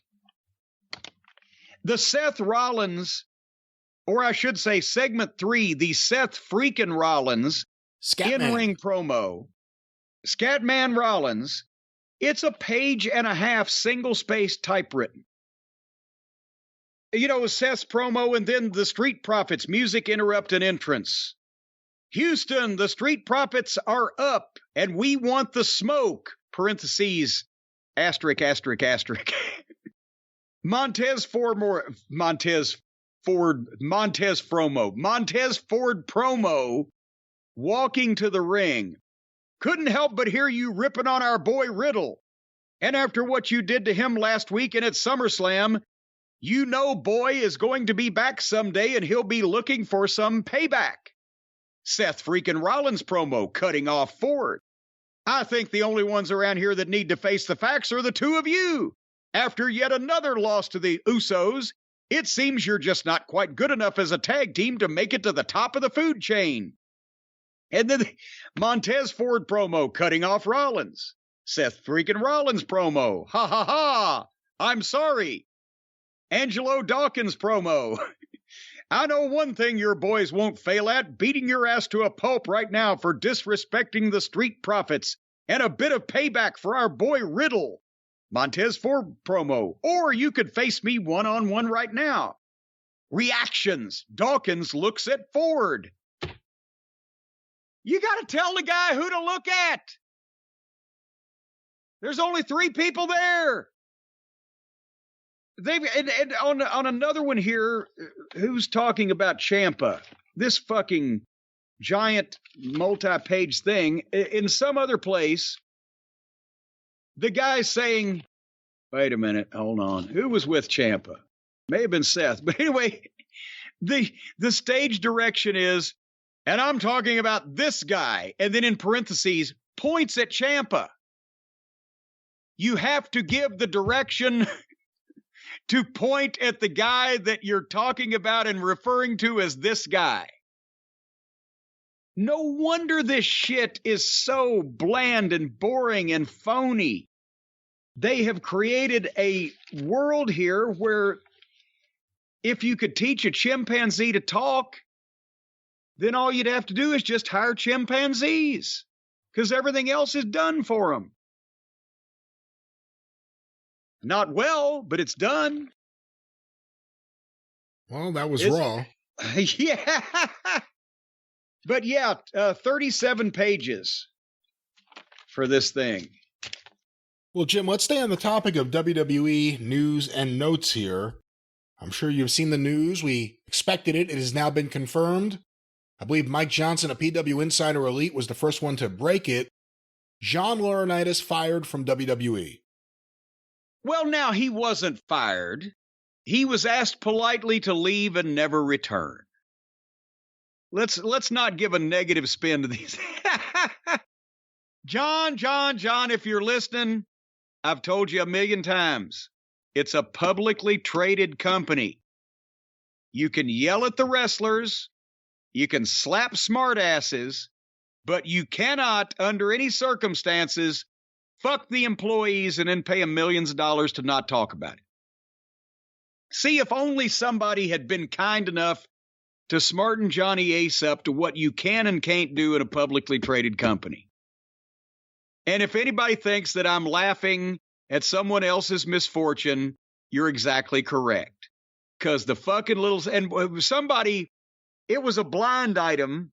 I've heard it before, and I've heard people actually say it, but I don't know who was being referred to in this instance. But it was one of the headlines on Twitter today that one of the top WWE stars said John Laurinaitis was the biggest snake in the business.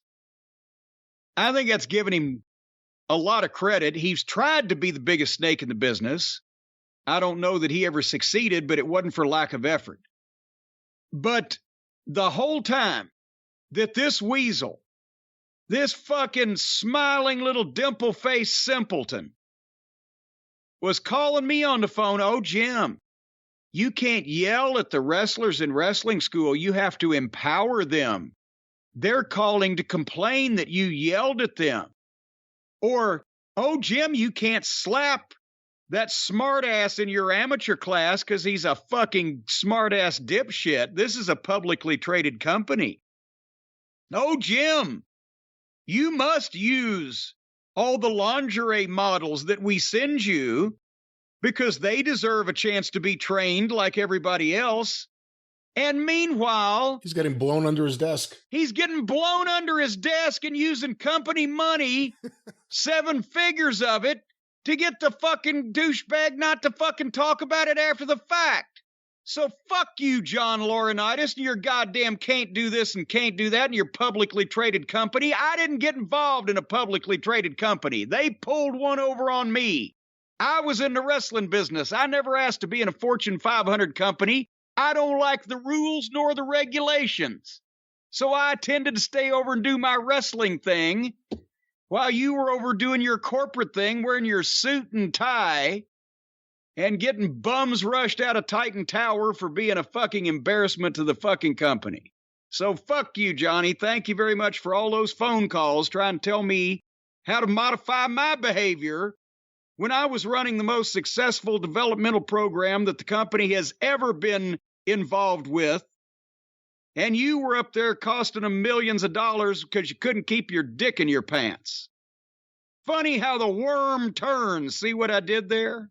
Serious question, and we've seen a lot of people who we think are unemployable get hired again and again and again in professional wrestling. But John Laurinaitis, looking at the landscape now and what's out there, do you think he ever works in professional wrestling again?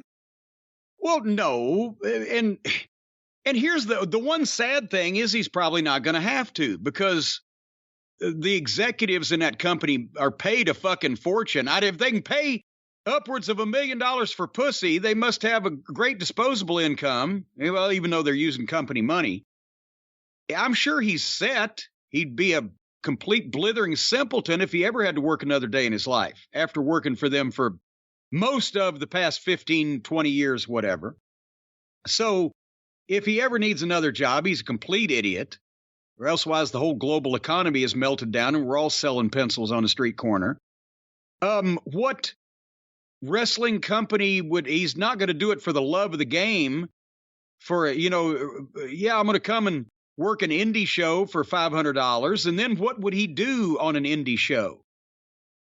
Nobody has, ever raved about John Laurinaitis' goddamn tremendous dedication to the wrestling business, or he wants to go help a bunch of small-time promoters better their business. So if nobody's going to pay him the kind of money that he's used to and gotten accustomed to, and he doesn't really need money, or he shouldn't, and nobody's going to bring him into, most of the talent didn't like him to begin with, and nobody's going to bring him in to create harmony in their locker room. Everybody always said, well, he's a great finish guy. Well, he goddamn spent a lot of time in All Japan working for Giant Baba and people who knew what the fuck they were doing. So he ought to have picked something up. He's never been hailed as a creative genius that was going to book or write or come up with the stories and the gimmicks and the angles to get to those finishes. Did I mention most of the boys don't like him? So why does any independent company want to try to bring him in? Probably if they brought him into AEW, he could draw more money in a dunk tank in the locker room and give the boys a bunch of baseballs than he would contributing to the product. What about a Dynamic Dudes reunion? Not sure that one's going to sell well on the fucking wrestling fan fest scene. And Tony, his whole legal staff is female, so if they brought him into AEW, they'd have to look out for that. So I don't see a lot of openings for Mr. Laryngitis in the current landscape of today's wrestling scene. But again, I sincerely would doubt very seriously if he's going to be looking for any. Unless, he might, if he wants to. I'm sure he has an opinion of himself that any company would be lucky to get him. So he might apply or reach out to Tony Khan because he's another billionaire. But if he's not going to work for just a regular fucking independent promotion that can't pay him, what he's used to. So that boils down to the WWE or Tony Khan's father, and I don't think either one of those are going to be interested anytime soon. Well, good luck selling cars, I think is what Jim is trying to say here. And of course, John Laurinaitis may just have more time. He's sold cars. He's sold bars. And now here he are. And here we are. And of course, John Laurinaitis. Your transition there. Maybe this will be a good one. He may have more time now to play around on the internet and surf the web and... Oop. That's better. Of course, we want to tell Jim about it. We want to tell Jim. We want to tell the listeners about a brand new sponsor here on the show this week. What are you fucking saying? What are you doing? I'll tell you what. This is perfect for John Laurinaitis because, ladies and gentlemen, are you doing some shit you don't want anybody to find out about? Well, you don't have to pay millions of dollars. You don't have to sign non-disclosure agreements. All you got to do is just visit expressvpn.com. Because I know you know that I didn't know this, Brian, but I don't know if you didn't know that I didn't know you didn't know this. Do you know this? Most of you might not know this. Apparently, your internet service provider, or ISP for short, they know every single website that you visit in the course of your day and or night. They can see every single website you visit. Did you know that? Yeah, I guess so. Well, that seems like an invasion of privacy. And I know most of you are probably thinking, I would have thought this if I'd ever known anything about any of this at all. There's a thing called incognito mode. Did you know that? Where you actually... Well, you take apparently a tan or beige colored raincoat, a pair of sunglasses, and a fedora, and you wrap it around your computer screen so your computer will be incognito. That's not exactly how it works. Nobody will be able to see what sites you're visiting because the raincoat is wrapped around the screen. Well, that's incognito mode. But apparently that doesn't work because the ISPs, like the FBI, the CIA, and the ISPs, they can still see what you're doing on your computer. Every website they call it a browsing history. Apparently, you can clear that, but it still doesn't work because the ISPs are in the walls of your home. Well, no, they're not in the walls of your home. They are in the wall. The ISPs are in the walls of your home. Look in the back of your computer. Is something plugged into it? Of course there's something plugged into my computer, yes. Okay, the thing that's plugged in the back of your computer, where's it going to? What's it running into? Which cord? The cord that plugs the computer into the wall. It's plugging into the outlet in the wall. Yes, and the ISPs are in your wall. That's what I just said. Oh, my God. And that's why they know everything that you're doing. They can hear everything you say. They can see all the sites you visit. And I mean, some of you may be going to sites like St. Jude's Children's Research or, a Veterans Administration charity, but some of you may be watching the director's cut of Dumbo Does It Donkey Style, and you don't want other people in the house or other people that you may do business with or, I don't know, escort service girls you may call to come over. You don't want them to know what you're doing. You don't want them to know about what you're doing with St. Jude's, not the other way around? Well, that's exactly right. You'll get a reputation as some kind of goddamn charitable saint. People need to know that there's some unsavory aspects to you also, so you'll look human. So that's why you've got to have security. It doesn't matter who your ISP is. Like I said, they're in the walls. As a matter of fact, some of them have planted transmitters in people's teeth. That's why they invented. That's completely not true. Do you know what ISP stands for? Yes, I just read it. Internet Service Provider, ISP. Yes. They're in your walls, and also there are transmitters in some people's teeth. That's why they invented dentists. They wanted to keep track of those people, so they put transmitters in their teeth. Will you stop? Is Jesse Ventura hosting this week? What is this? No, are you aware that these ISPs that are doing this snooping, all this looking at you and keeping track of you and eavesdropping on you, they can legally sell your information to advertising companies. So let's say, for example, you've watched 75 German bukkake flicks in the last 2 days. An advertising company is going to try to sell you, I don't know, Vaseline and Kleenex. So they get you, right? They get the inside information on what you need, and then they prey on you. But ExpressVPN is an app that reroutes your internet connection through their secure servers so your ISP doesn't know what you're doing, can't see those sites.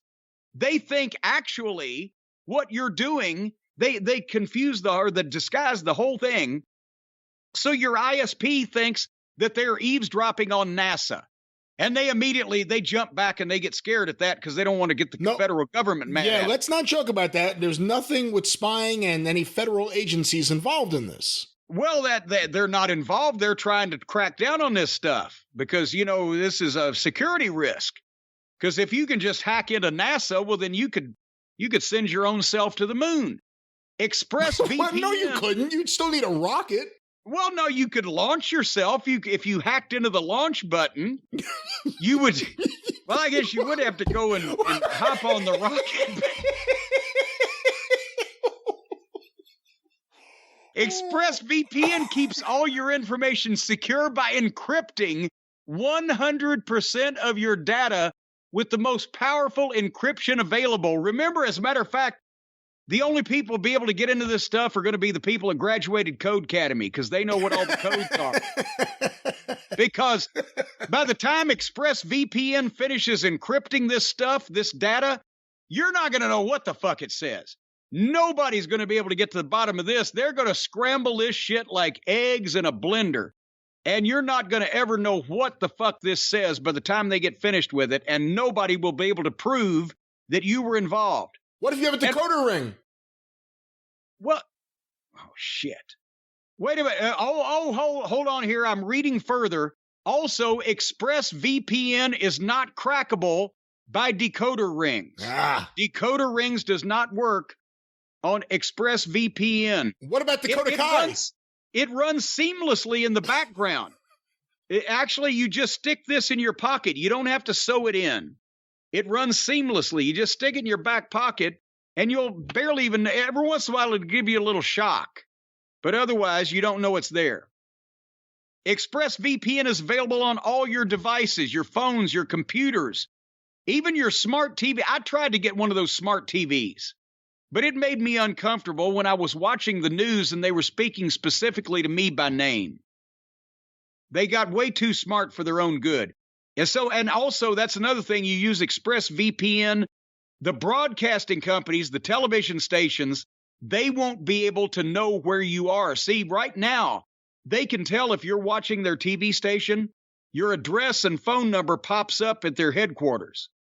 I don't think it works like that, no. If you get ExpressVPN, then Fox 41, when they're doing their afternoon news, they'll think that they've got some guy named Hung Chin Lo in Taiwan watching instead of Ben and Joe in Shively.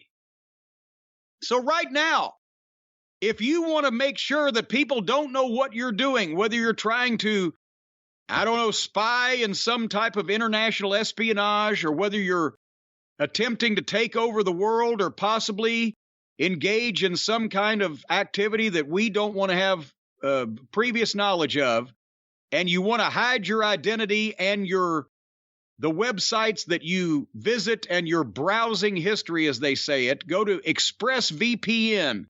They will give you a brand new identity. They'll give you a new driver's license card. They'll give you it doesn't work like that. Security number. Don't promise things like that. That's not how it works.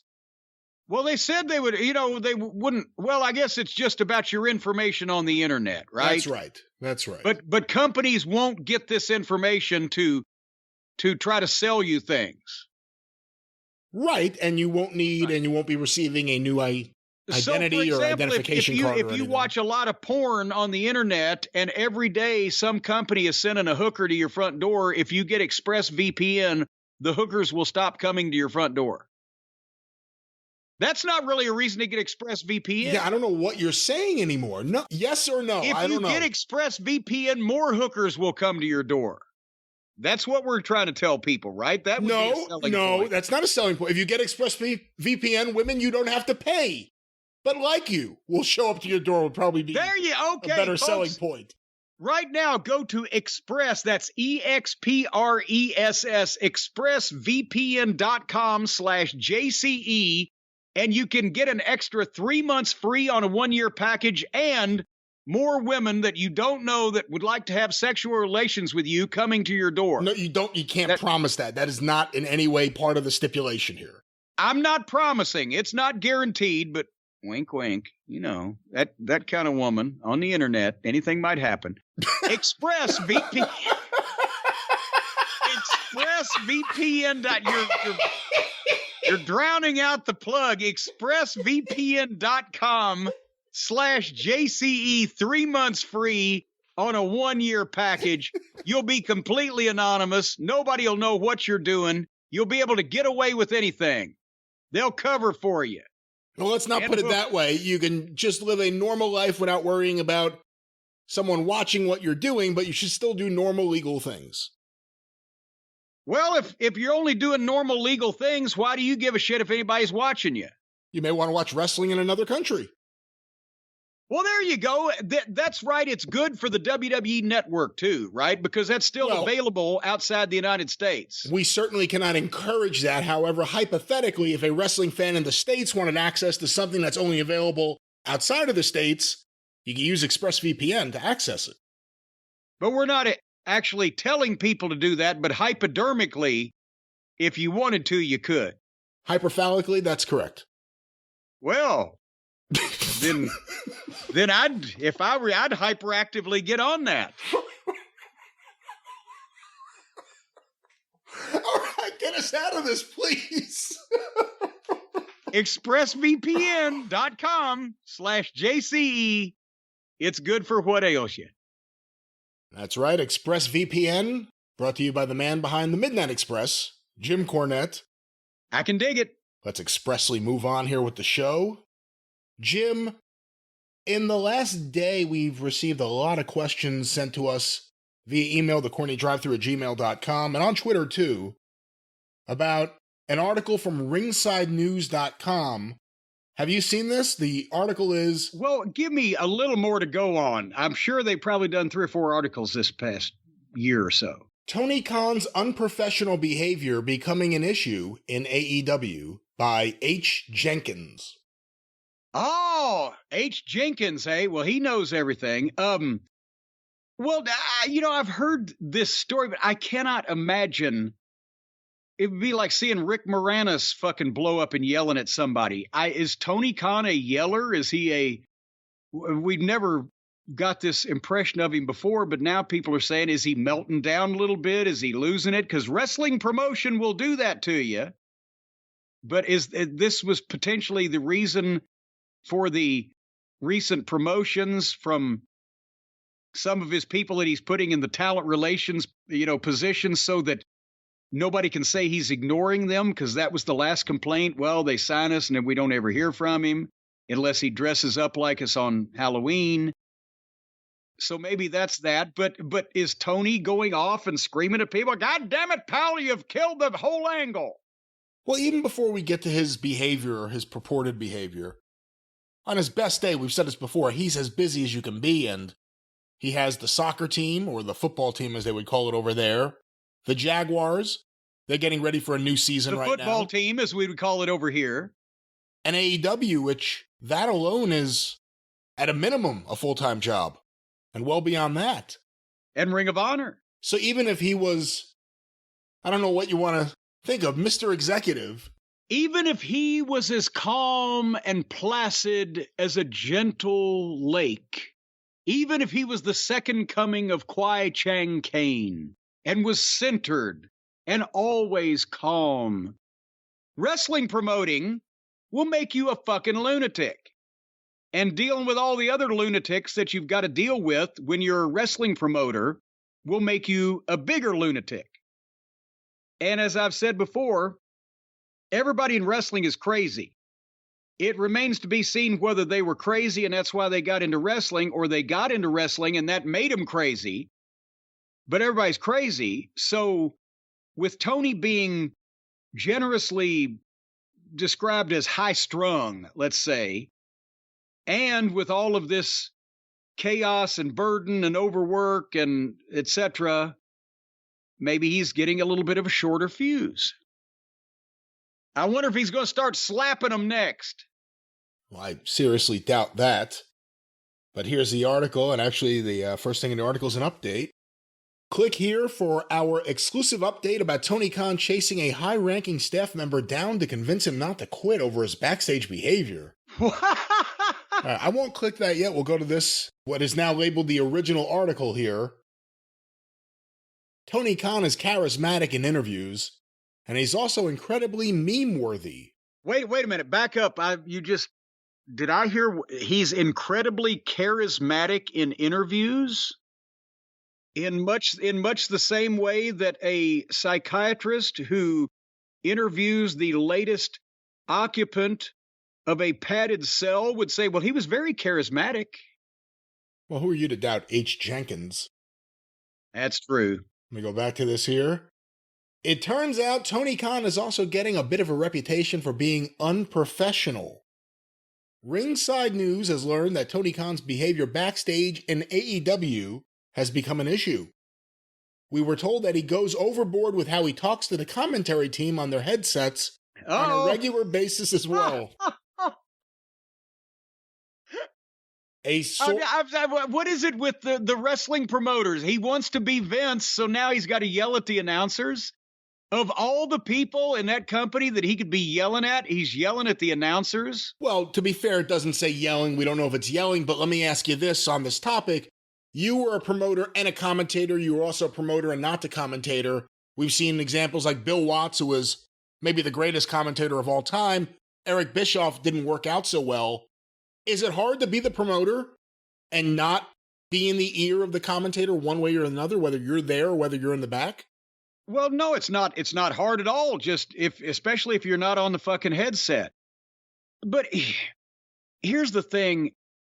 In most of the promotions that I've been involved with, only in Ring of Honor did I ever talk to the announcers while they were doing their job.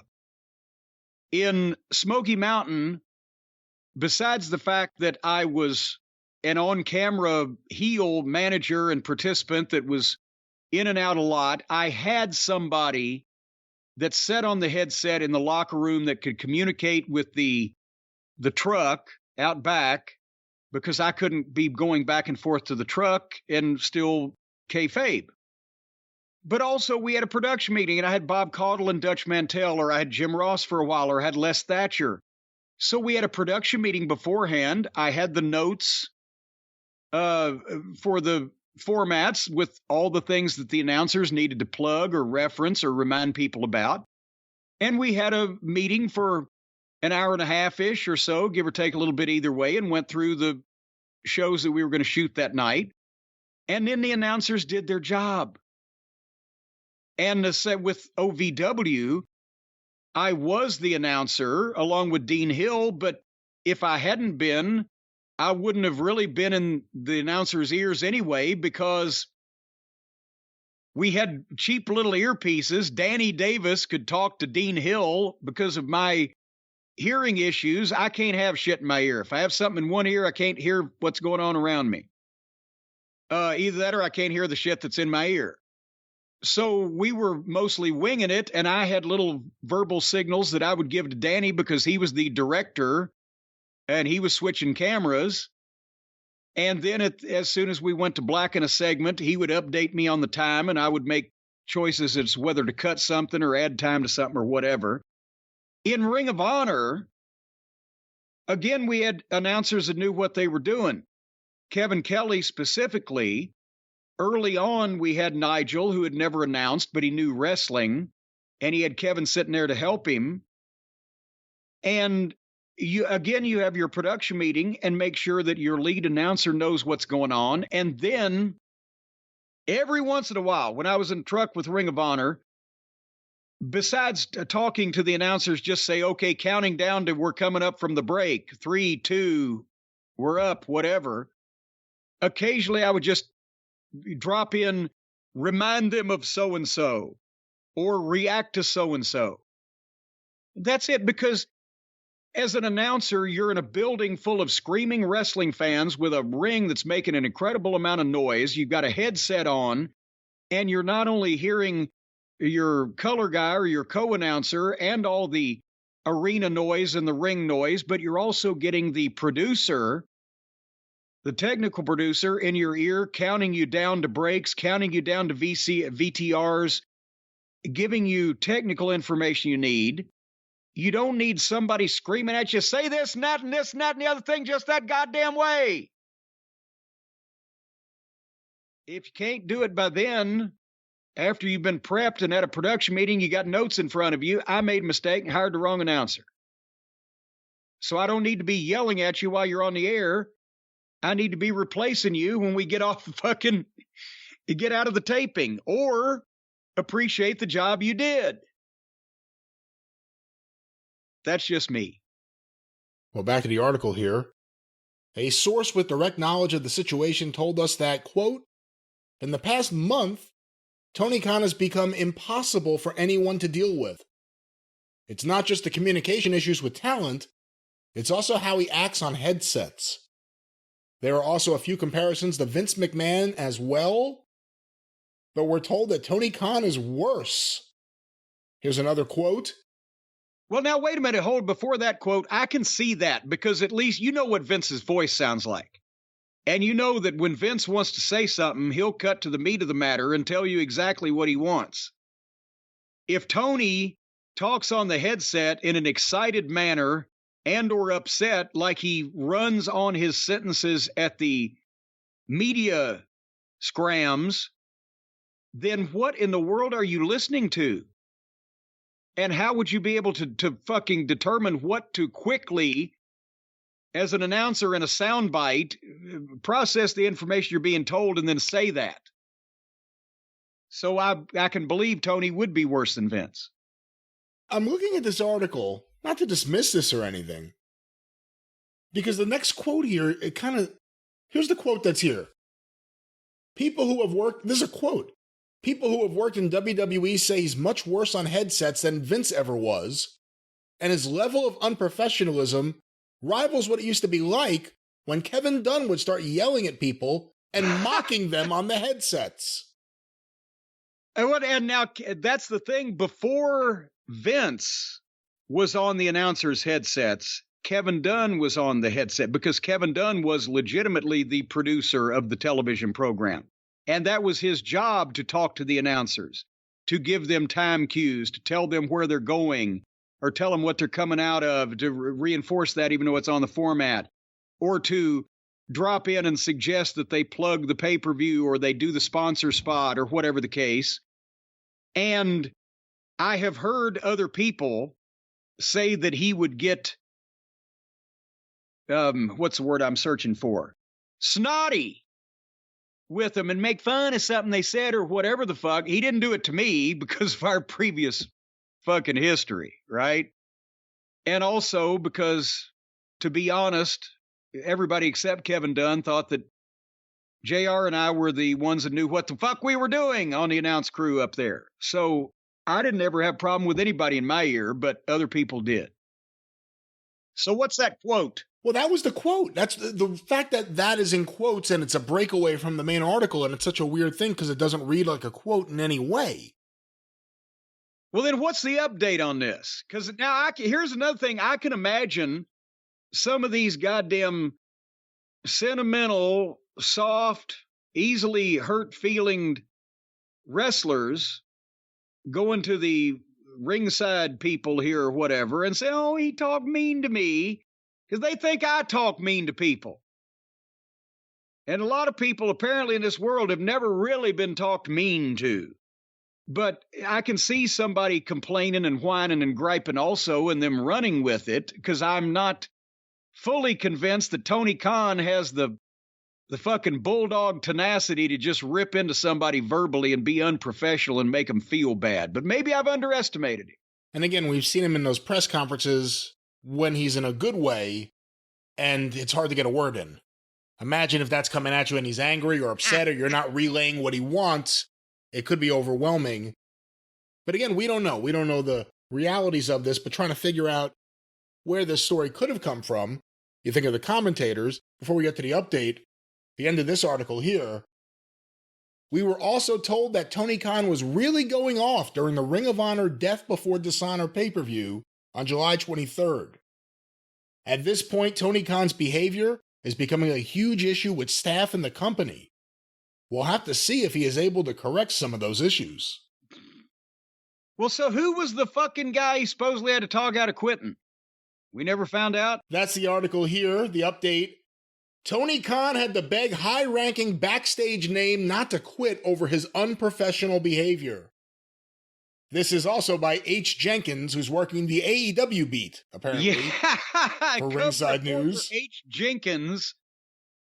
AEW. Well, who was it? It doesn't say. What? It says AEW appeared like a great place to work when they opened their doors, but it seems like the cracks are starting to form. Tony Khan is leading AEW in his own direction. Hey, it's his company. And his tactics were seen as less than professional along the way. Ringside News goes into the previous report. A source with direct knowledge of the situation told us that someone in a high-ranking position backstage told Tony Khan that he quit the company following a night of explosive outbursts. Then Khan took action in a fast manner. We are told that Tony Khan chased him down, that's in quotes, and promised to change his behavior. That's another quote. After that, Tony Khan promoted Sanjay Dutt, Pat Buck, and the others to help with the workload. It's like Gilligan's Island. Sanjay Dutt, Pat Buck, and the others. And the Professor and Marianne didn't even get the first season mentioned in the theme music. But somebody, okay, with this person had firsthand knowledge of the situation, wouldn't firsthand knowledge include who the big name was he had to talk out of quitting? Was it a big name or a backstage? It was a high-ranking backstage name. Okay. What are the backstage rankings this week? Dustin Rhodes at number 10. Oh, I'm sorry. Go ahead. I was about, do they have those too? Like he's got the win-loss records. Does he rank the backstage people? And where does the fucking EMT guy fit this week? He's moved up from number 17 to number 14. We don't know who the high-ranking backstage name that quit and then was talked back with Tony promising to change his behavior. But if any of this is true, and I'm not here to doubt H. Jenkins, he's got a great reputation from what I have just read in these two articles here. But we don't know anything else about this. Does this say anything? Is this something to be concerned with? Is it happening something to be concerned with? Is the fact that stories like this are getting out now? You know, in a lot of ways, the coverage of AEW is starting to change with a lot of people that, you know, didn't look at it the same way that we did maybe early on. Well, here's the thing. Everybody yells in wrestling, or they used to at least. If everybody that I've ever seen, that except for Jerry Jarrett, I don't think Jerry Jarrett has a loud voice, but everybody yells because you're under time constraints. It's like coaching from football sidelines. You're sending out signals in an active, ongoing game, or you're trying to get somebody to do something, or you're getting the fucking players in the right place, or cover him, or whatever. It's the same urgency. There's no screaming like, I hate you, motherfucker, I want you to die. We're going to fight now. I'm going to put my hands around your throat. When those happens, then everything else stops down and people are paying attention to that type of deal. But just normal yelling is because of live television, urgent nature of action being taken, whatever the fuck. And only until the recent generation did anybody ever even think anything about it or get upset about it. But if Tony Khan and with Vince yelling, yeah, Mick Foley, that's the reason he quit. Ended up going to TNA. They were making him an announcer. He didn't want Vince yelling at him. He said, Vince, while we still like each other, I'm just going to quit and move on. But at least Vince knew what he was doing and knew what he wanted and is so articulate, especially in moments of crisis, in expressing himself and what he wants done right there at that particular fucking second. as I said, I can see Tony from the media scrums, from speaking to him on a telephone. He uses a lot of words. They all come quickly. And if he's upset or panicking or worried that the ball's been dropped in some way, then yeah, he's probably going to be even quicker and faster and louder, whatever the fuck. And I can see an announcer or someone backstage having to relay this information going, fucking shut up and leave me the fuck alone. I don't know what the fuck's going on here. That type of thing. So, but the thing is, again, Tony is going to melt down or crack up, one or the other, at some point in time, unless he gets help that he needs. Not help in talking to the underneath talent or foisting off that responsibility to somebody else on, in the office administration. Help is cohesively and logically gathering all of their eggs up in the basket, taking a look at all of them, seeing which ones are the fat ones that have just been laid and are going to be the tastiest, and adopting a battle plan. Creative, with experienced and logical creative with the guys in the ring that have some knowledge. And this is the problem I've said. Tony doesn't know who to talk to because he doesn't know who to believe. And the people not with the best information, but with the best delivery will win out. But he needs people in charge of his creative and his talent roster that are going to be in control of it, instead of letting it be in control of them. Jim Ross has been the vice president of talent relations for the biggest wrestling promotion in the world, and had occupied that position for, 15 years or whatever. Does he want to do it now at his age with his health issues and have to talk to these fucking spoiled, immature, clueless fucking indie putzes when he had enough trouble dealing with the biggest stars in the business? Probably not. But he could consult. Get the people that you absolutely know what they're doing, that have a track record of being able to do it, and get their advice on who you ought to put in charge of shit. And then Tony can be the promoter that owns the whole thing, that obviously has a say in what goes on in the company, and obviously is funding it, and obviously using his connections and the goodwill that he has with all the fans and some of the boys. But experienced people need to be in charge of the infrastructure.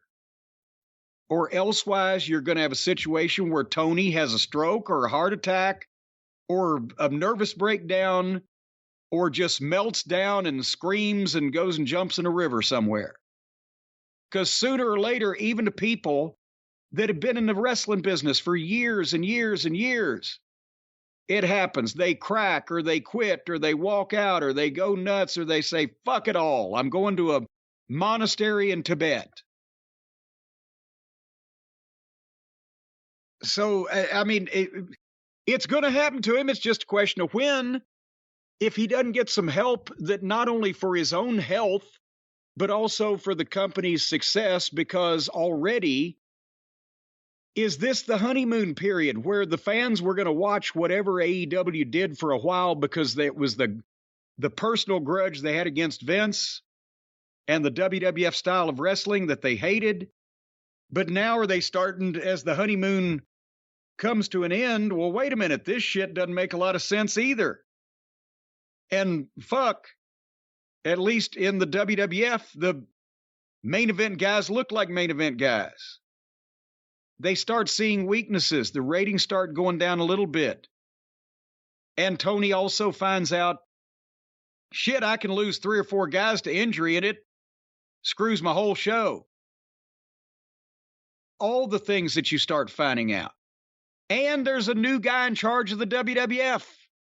And for all the fans hated Vince, they've been supportive of Triple H because he gave them NXT, which is kind of what they wanted with all of their darlings from the indies. So now are they as mad at the WWE, as viscerally mad for mistreating the wrestlers and running off their favorites and giving them hokey shows and boring shows? Or are they starting to open their hearts a little bit more because, well, Triple H, and he's a wrestling guy, and he's bringing back some of the people they screwed, and he's a wrestler. He's not going to want to treat these people like Vince, that no good old billionaire, did. So maybe we shouldn't hate them so bad. Oh, and meanwhile, Tony, we liked him, but gosh, he's dropped the ball lately. And that's what happens. And the worm starts turning and the sentiment starts going in the other direction. All of these things can be true all at the same time. Your thoughts? We've said for a long time on the show, for a very, very long time, that things were not as smooth backstage as you'd be led to believe. And that there were issues, and there were structure issues and issues with people not knowing what's going on or not having people speak to them. And I think AEW has been a great success when it comes to making money on those pay-per-views. I mean, the video game aside, they've generated an incredible amount of revenue. But then what? And I'm not saying like someone's going to go, oh, that's not good enough. No, that they need to keep doing that now to survive. They got to hope that they can keep their TV deal, at least make a little bit more money on the next TV deal. There's a lot of things going on. Well, see, before it was pretty much everybody was treating it as a foregone conclusion that they were going to get a big raise next time. That's now right. People are debating, well, are they going to keep the show with the cuts and the new owners and the media synergy with the blah, blah, blah. Did you see that Batgirl movie got cut? $90 million. And they said, fuck it. We changed our mind.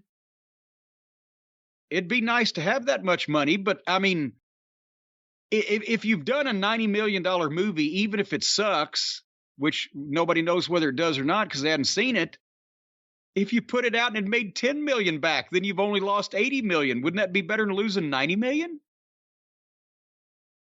They're making decisions based on what they want their company to do, not necessarily what will just make money.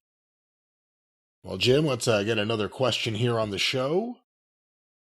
I don't know how to ask you this one because I don't know if you've seen any of the photos. If not, I could try to get you one quickly. But several people have sent in questions today, and yesterday actually as well, and the day before. And the day before that. Well, for instance, this one, sent to CornyDriveThru@gmail.com from Patrick. The subject is wrestlers snubbing fans paying for photos. What do you think about wrestlers charging $100 for photos with fans and not getting anywhere near them? Sasha Banks has a well-documented history of negative interactions with fans in her off time, but taking their money for a bad photo is ridiculous, in my opinion. The venue did not state as such on their website either. And the other one I saw was someone on Twitter using the hashtag CornyDriveThru from John. Can we get Jim's thoughts on this? And it's the copy of someone, their face is blurred out, 3 feet apart, 2 people apart, from Sasha and Naomi, and it says, the cost was $130 for the duo pic. While I was happy to be in the room with them, the distance thing was a shock and not the experience I was expecting. I saw the pics of them hugging women. I did not need to touch them, but standing next to them would have been nice. Okay, so the bone of contention is not the quality of the photo, it's the fact that they were standing away from the people getting the photo op, right? And I have to say, I'm looking at these photos and it's ridiculous. Is it a ridiculous amount of distance? It looks like you didn't pay for it, you just walked in on someone else's photo. Well, let me send you one of these real quick so you can actually take a look at it as we're talking about it, just because I want to make sure you could all right, understand this. I'm sending this right now to your very secret bat phone. I got the Express VPN. So oh shit. I didn't know I was going to hear from that guy. Oh, go ahead. Well, I sent you this email here. But I'll wait for it here to pop up in a moment. But first of all, and there it is. Hold on, let me just take a peek at this thing here. What the fuck? It's a full human being's length. And it's like two people are just standing on a sidewalk, not knowing each other. The first one you see is not as bad as the other ones in here.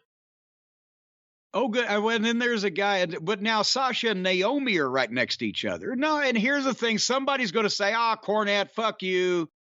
COVID, you're a big COVID. Well, here's the deal. It's just like a low-fat Twinkie. If you can't eat the fat, don't eat the fucking Twinkie. If you can't take the photo op, don't do the photo op. I'm not going to be and that's the reason I've turned down tons of fan fests and things that I've been asked to do the past couple of years because it took all the fun out of it. Hugging people or shaking hands or taking goofy pictures and having fun to know that everybody's potentially contagious. So if that's the case, if you can't, some people don't mind. Some people didn't believe in COVID. Some people are vaccinated. Some people have different tolerance and risk and etc.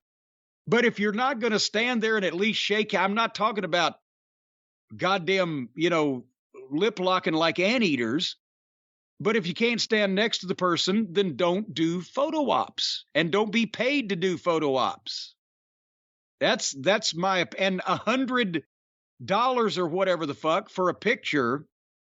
Yeah, I guess, are these don't look like phone pictures because I know there's some places that do the high def professional photographer and you get a print of it, right? I can see charging something for that. And I've been talked into over the last several years charging money for pictures with people's cell phones.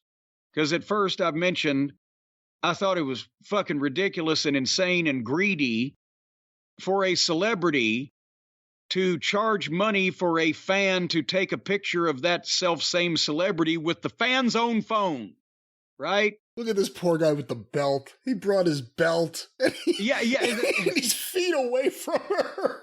And he's so far away. So far away. Doesn't anybody stay in one place anymore for a photo op? It would be so fine to see your face near my photo op.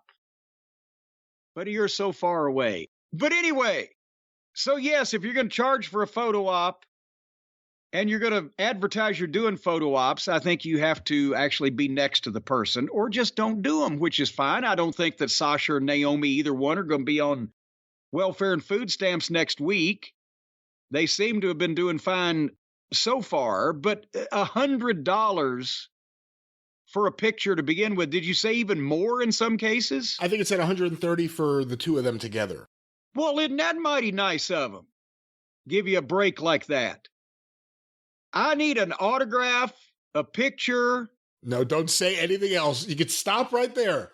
Well, depending on who it is, if it was Heyman, I'd stop there. If it was somebody else, I might need a hand job. I don't know. But no, that's that. But I'm thinking, if you are successful enough in life that you not only feel good about charging somebody $100 just to take a picture with you, but they're willing to pay it, that means that you don't need the money and you ought to be doing something more for charity.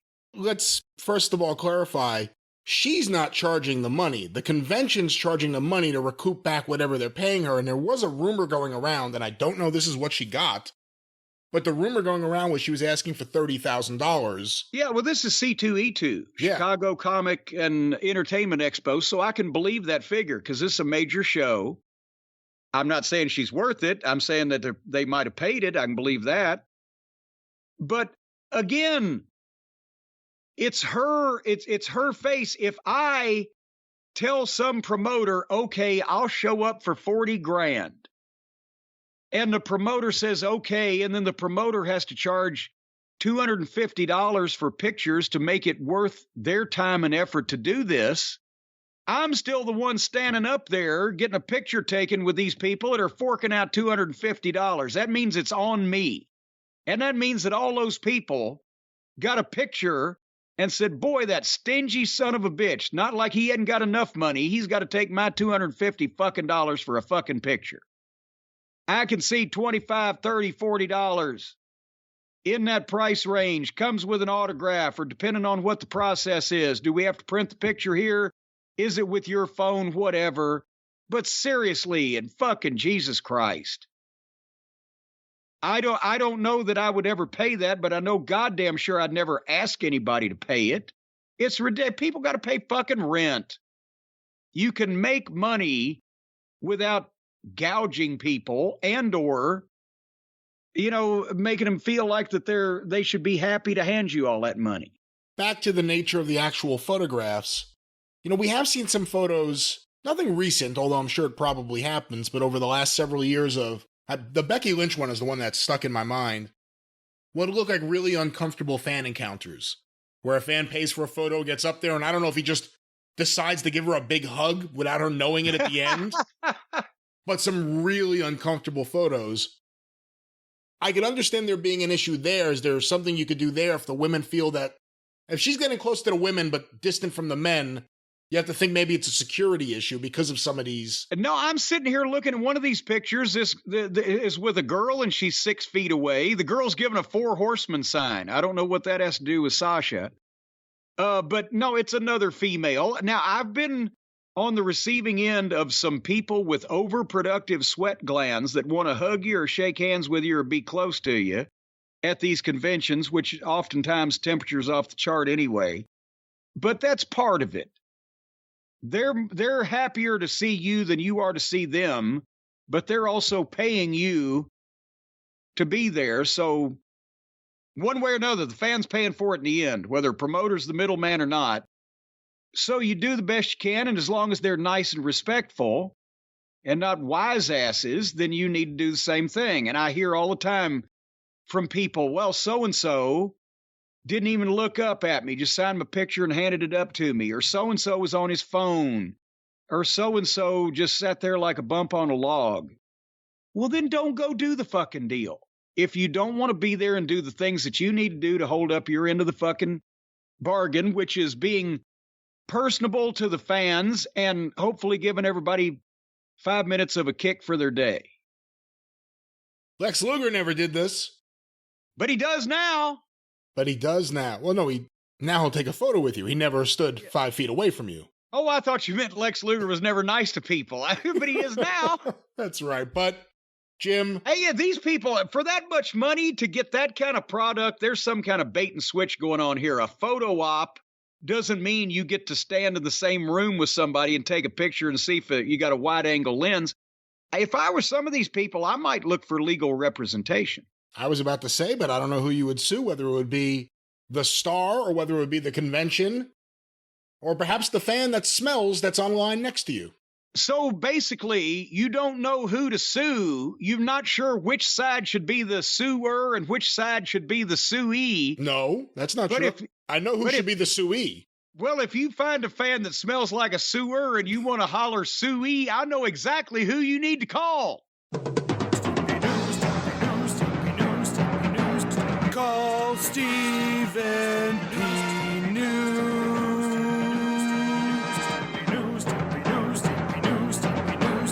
If you need to sue.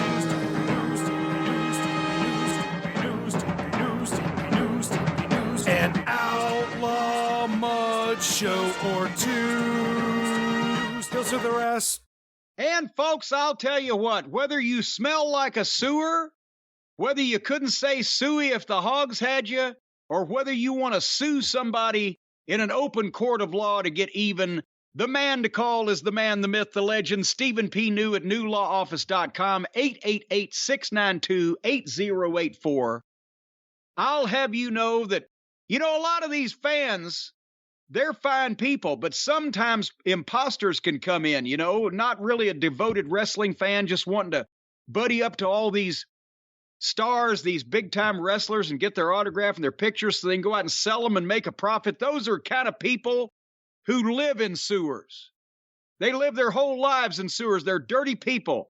They live in the sewer, and then they die in the sewer. They commit suicide. But I'll tell you right now, folks. This is terrible. I'll tell you right, that's right. It's terrible to be 6 feet away from someone in a photo op. But I'll tell you, whether you got shystered on a photo op, or whether you have been victimized by one of the greedy corporations that exists in this current United States of America, or whether you've been wrongfully terminated, whether you've been injured by someone's negligence or malfeasance, any of those things or so many more that apply to you, members of your family, or your immediate social circle, look no further than the amazing Stephen P. New, because now I'll have you know that not only is Stephen P. New the toast of West Virginia. I mean, boy, when you get to be the most popular person in West Virginia, boy, howdy, that's some news. But the new law office, Stephen and their minions, his little teeny tiny law firm, is now handling cases in Louisiana, West Virginia, Ohio, Kentucky, Maryland, Illinois, North Carolina, South Carolina, Virginia, and Louisiana again, unless that's LA, Los Angeles. And they are coming soon to Tennessee, New York, and Texas. And a lot of that is because of the malfeasances and misappropriations of Entergy, that energy company down in Louisiana and parts of Texas and I think Oklahoma, that, you know, we've heard about these Southwestern energy companies because they're all right-wing crackpots down there, and they just leave the people to freeze in the winter or burn in the summer. And Entergy was guilty, I should say, or at least we believe they are. That's what Stephen P. New is going to determine. Guilty of shortchanging people and fucking people around during Hurricane Ida in 2019. And Stephen P. New is going down to Louisiana to sort that out. And the opioid crisis and those suits involved are going on the road to a variety of states because, as we mentioned, not only did they get judgments for the big pharmaceutical companies hooking people on the opioids, but now they have tried to bankrupt themselves so they don't have to pay the judgments. But the eagle-eyed attorneys like Stephen P. New have got an eye on them, and they're on that case as well. So, 888-692-8084 is again the number to call. The testimonies from thousands, literally thousands by this point, if not millions, probably not literally millions, of Cult of Cornette listeners have availed themselves of the services of newlawoffice.com, and you can too. As a matter of fact, if I were you people, I'd go out there and try to find somebody to fuck me around just so I could sue them. Or just stand in the middle of the street and let a fucking bread truck run you down. You'll own the entire Bunny bread factory after Stephen P. New gets finished with him. Or your family will, one or the other. newlawoffice.com. That's right. We hope you will be alive, and I would not suggest you run after a Bunny bread truck. No, I said stand in front of the truck and let the truck run you over, not running after it. I wouldn't suggest then that either. If it hits the brakes, then you're going to fucking smash your face. All right. Well, there's some practical advice for everyone, but Jim, let's get a couple more questions and get the hell out of here. Several people have sent this in. Jim, everyone wants to know your thoughts on ex-wrestler Virgil's claim that he's had sex with 1 million women.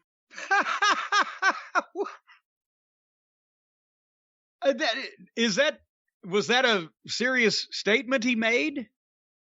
Apparently this is a serious article here from sportbible.com.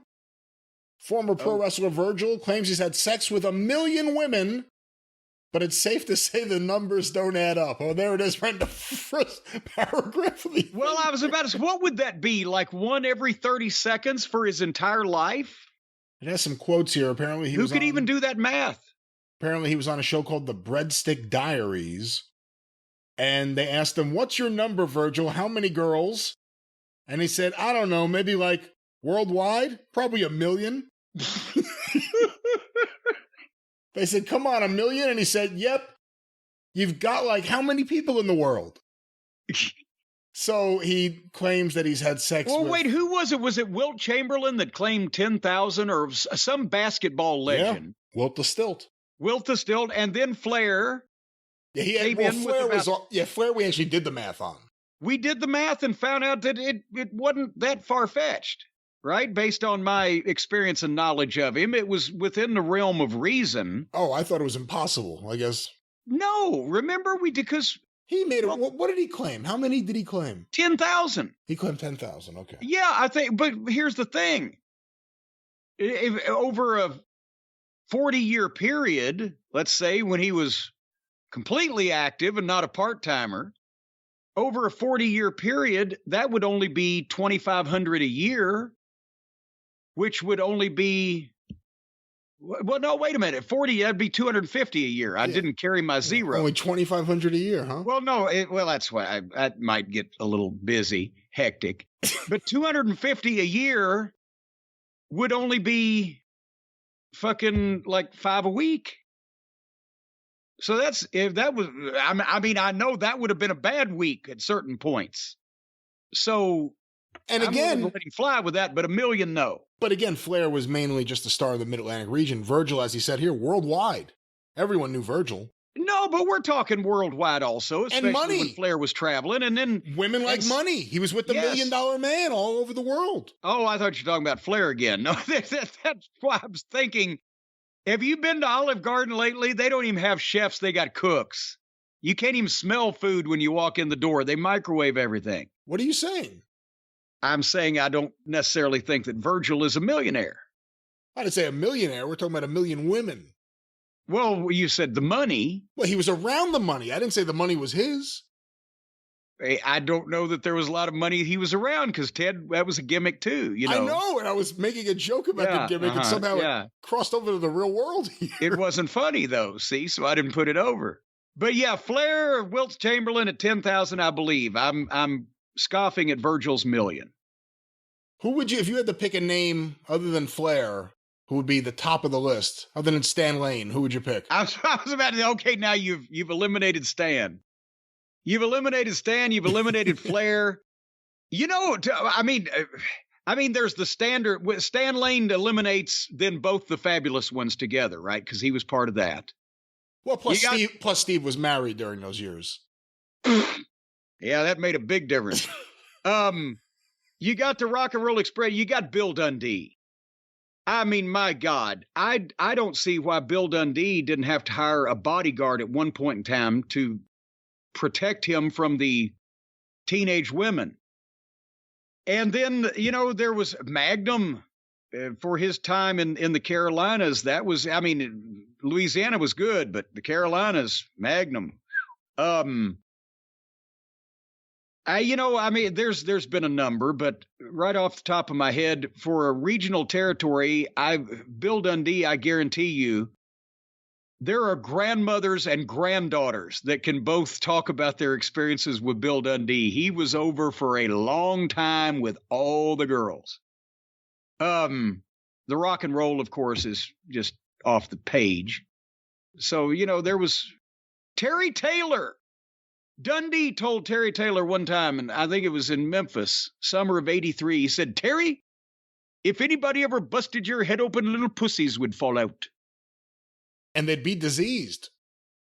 He didn't continue that far down the road with that line of thinking. All right, well, I guess that answers the Virgil question. Jim, let's get what may be our final question here this week on the show. This one sent to CornyDriveThru at gmail.com from Leonard Hayhurst in Heath, Ohio. Wait, from Leonard Hayhurst in Heath, Ohio? I can't believe I got through that. Do you remember when people thought that Lenny Hurst was Haku? Yes. How did that get started? They saw a picture of Lenny Hurst, and most of the fans in America weren't terribly aware of him, or they may faintly remember him, and it looked just like Haku. And that was it. That's all it took back then. A picture looked kind of like him. But anyway, here's Leonard Hayhurst's question from Heath, Ohio. I was recently watching an old match between Paul Orndorff and B. Brian Blair, where this happened, and I remember this happening a lot to Ric Flair. A babyface goes for the sunset flip. The heel grabs the top rope to stop themselves from going over. The referee then smacks the hand away, and the heel goes over in the sunset flip. Yes. Why would a referee do that when grabbing or touching the ropes usually breaks up everything else, like a pinfall or a hold? And it's not the heel using the ropes for leverage because they're not performing the move. Is there any logic to this, or just the idea that he gets a pop from the crowd because the heel is getting one-upped? Well, that's what it turned into. But like all other things, there is more to the story, and there's elements of this that people have forgotten. Originally, that kind of thing was done. Yes, it does get a pop, but that kind of thing was done when the heel had been obviously, blatantly flaunting his cheatingness or fucking with the referee. In other words, they would set the match up where every time the babyface might get a half decent hold on the guy or do something, the heel would go to the rope. The heel would duck under the rope, or back him up, ref, I'm in the ropes, or then he'd put his foot on the rope, or he'd grab the rope with his hand, or do something a number of times to where the referee was losing his patience and everybody else was like, why don't you get out here and fucking wrestle? And then they'd have the rest of their match. And at whatever point, whether it was the finish or just a cute spot, the heel would do the same thing, a sunset flip, and he'd grab the rope. Oh, and the referee finally had enough because he's been doing that over and over and say, fuck it, and kick his hand or slap his hand off, and he'd go over 1, 2, and the heel would kick out, and oh shit, or maybe that would be the finish. 1, 2, 3, and the babyface and the referee hit the floor. Heel stands up in the ring bitching, that's his out. It wasn't fucking fair, but meanwhile, the referee's down there holding the babyface's hand up on the floor, and all the fans are happy, and the referee can point and say, well, you shouldn't have been fucking around. And that way people understood what, but then again, like every other spot, people just remember the spot, and people got in the business that just remembered spots instead of understanding what it was all about. And now they just do spots. And like what was his name? Hee-hoo from Hee-Haw? Leonard Hayhurst. Well, like Mr. Hayhurst from Ohio said, it doesn't make sense when you present it like that because you missed the start of the thing. And that's, we should have said this during when we were talking about AEW's booking and Tony melting down, and then I'll quit and I'll give it up. The thing is, everything needs to make sense logically from one thing to another in life, or people are distracted by it not making sense. So when you're trying to sell somebody something, if there's some glaring piece of information or something visually that just doesn't add up, you stop listening to the sales pitch and stop hearing the wonders of the thing that they're trying to get you to buy, and you start asking yourself, well, why does this look like that, or why does that do that, or whatever, when things don't make sense. So when Tony or any of these other fan-type bookers just remember a spot or an angle, or Shitstain's favorite one was, Piper hitting Snuka with the coconut.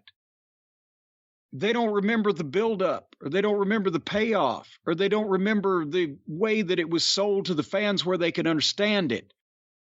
If you've got a big-time Hollywood blockbuster movie with all the CGI and all the car crashes and the car chases and the explosions and the sex and violence and all the high spots, that's a big deal.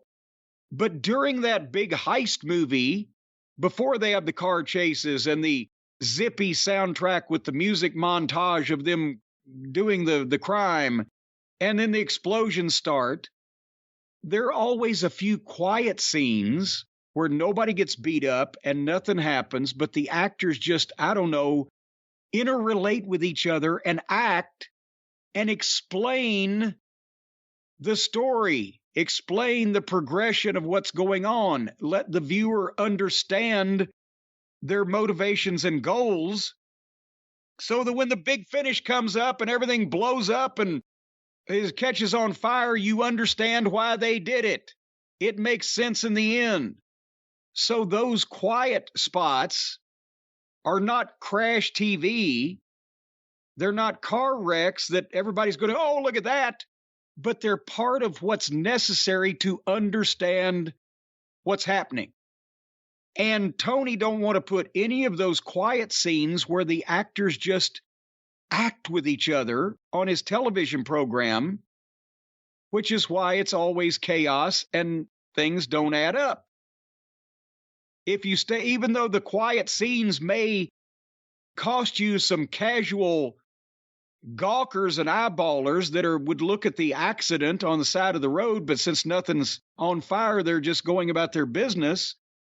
But for the people who pay attention to that, they will understand and have some type of insight on why that car wreck came about and who ought to be blamed for it, because they were listening and paying attention. Did I answer that question from hoo-ha, from wherever? I believe you answered Mr. Hoo-ha's question, but Jim, one last question. I know I said that was the last one. One last one.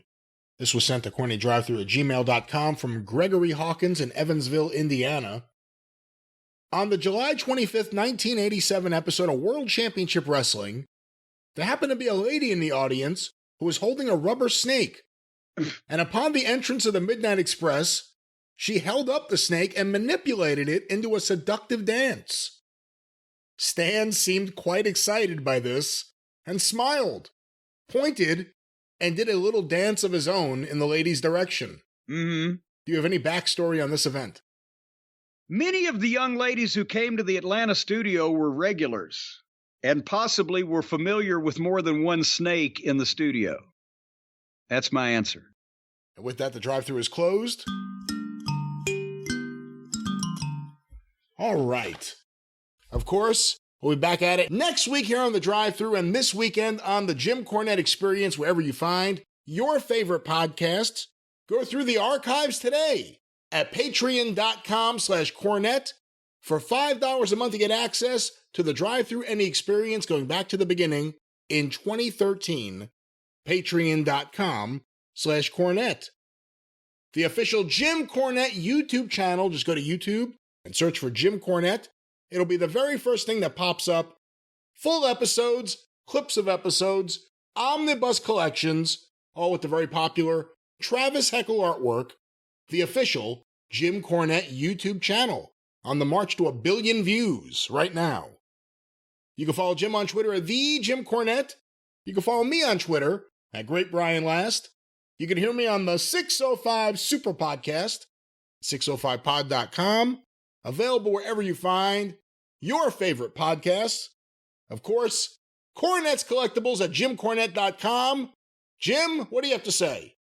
My teeth are floating and the dam's about to burst. Close at it up. JimCornette.com.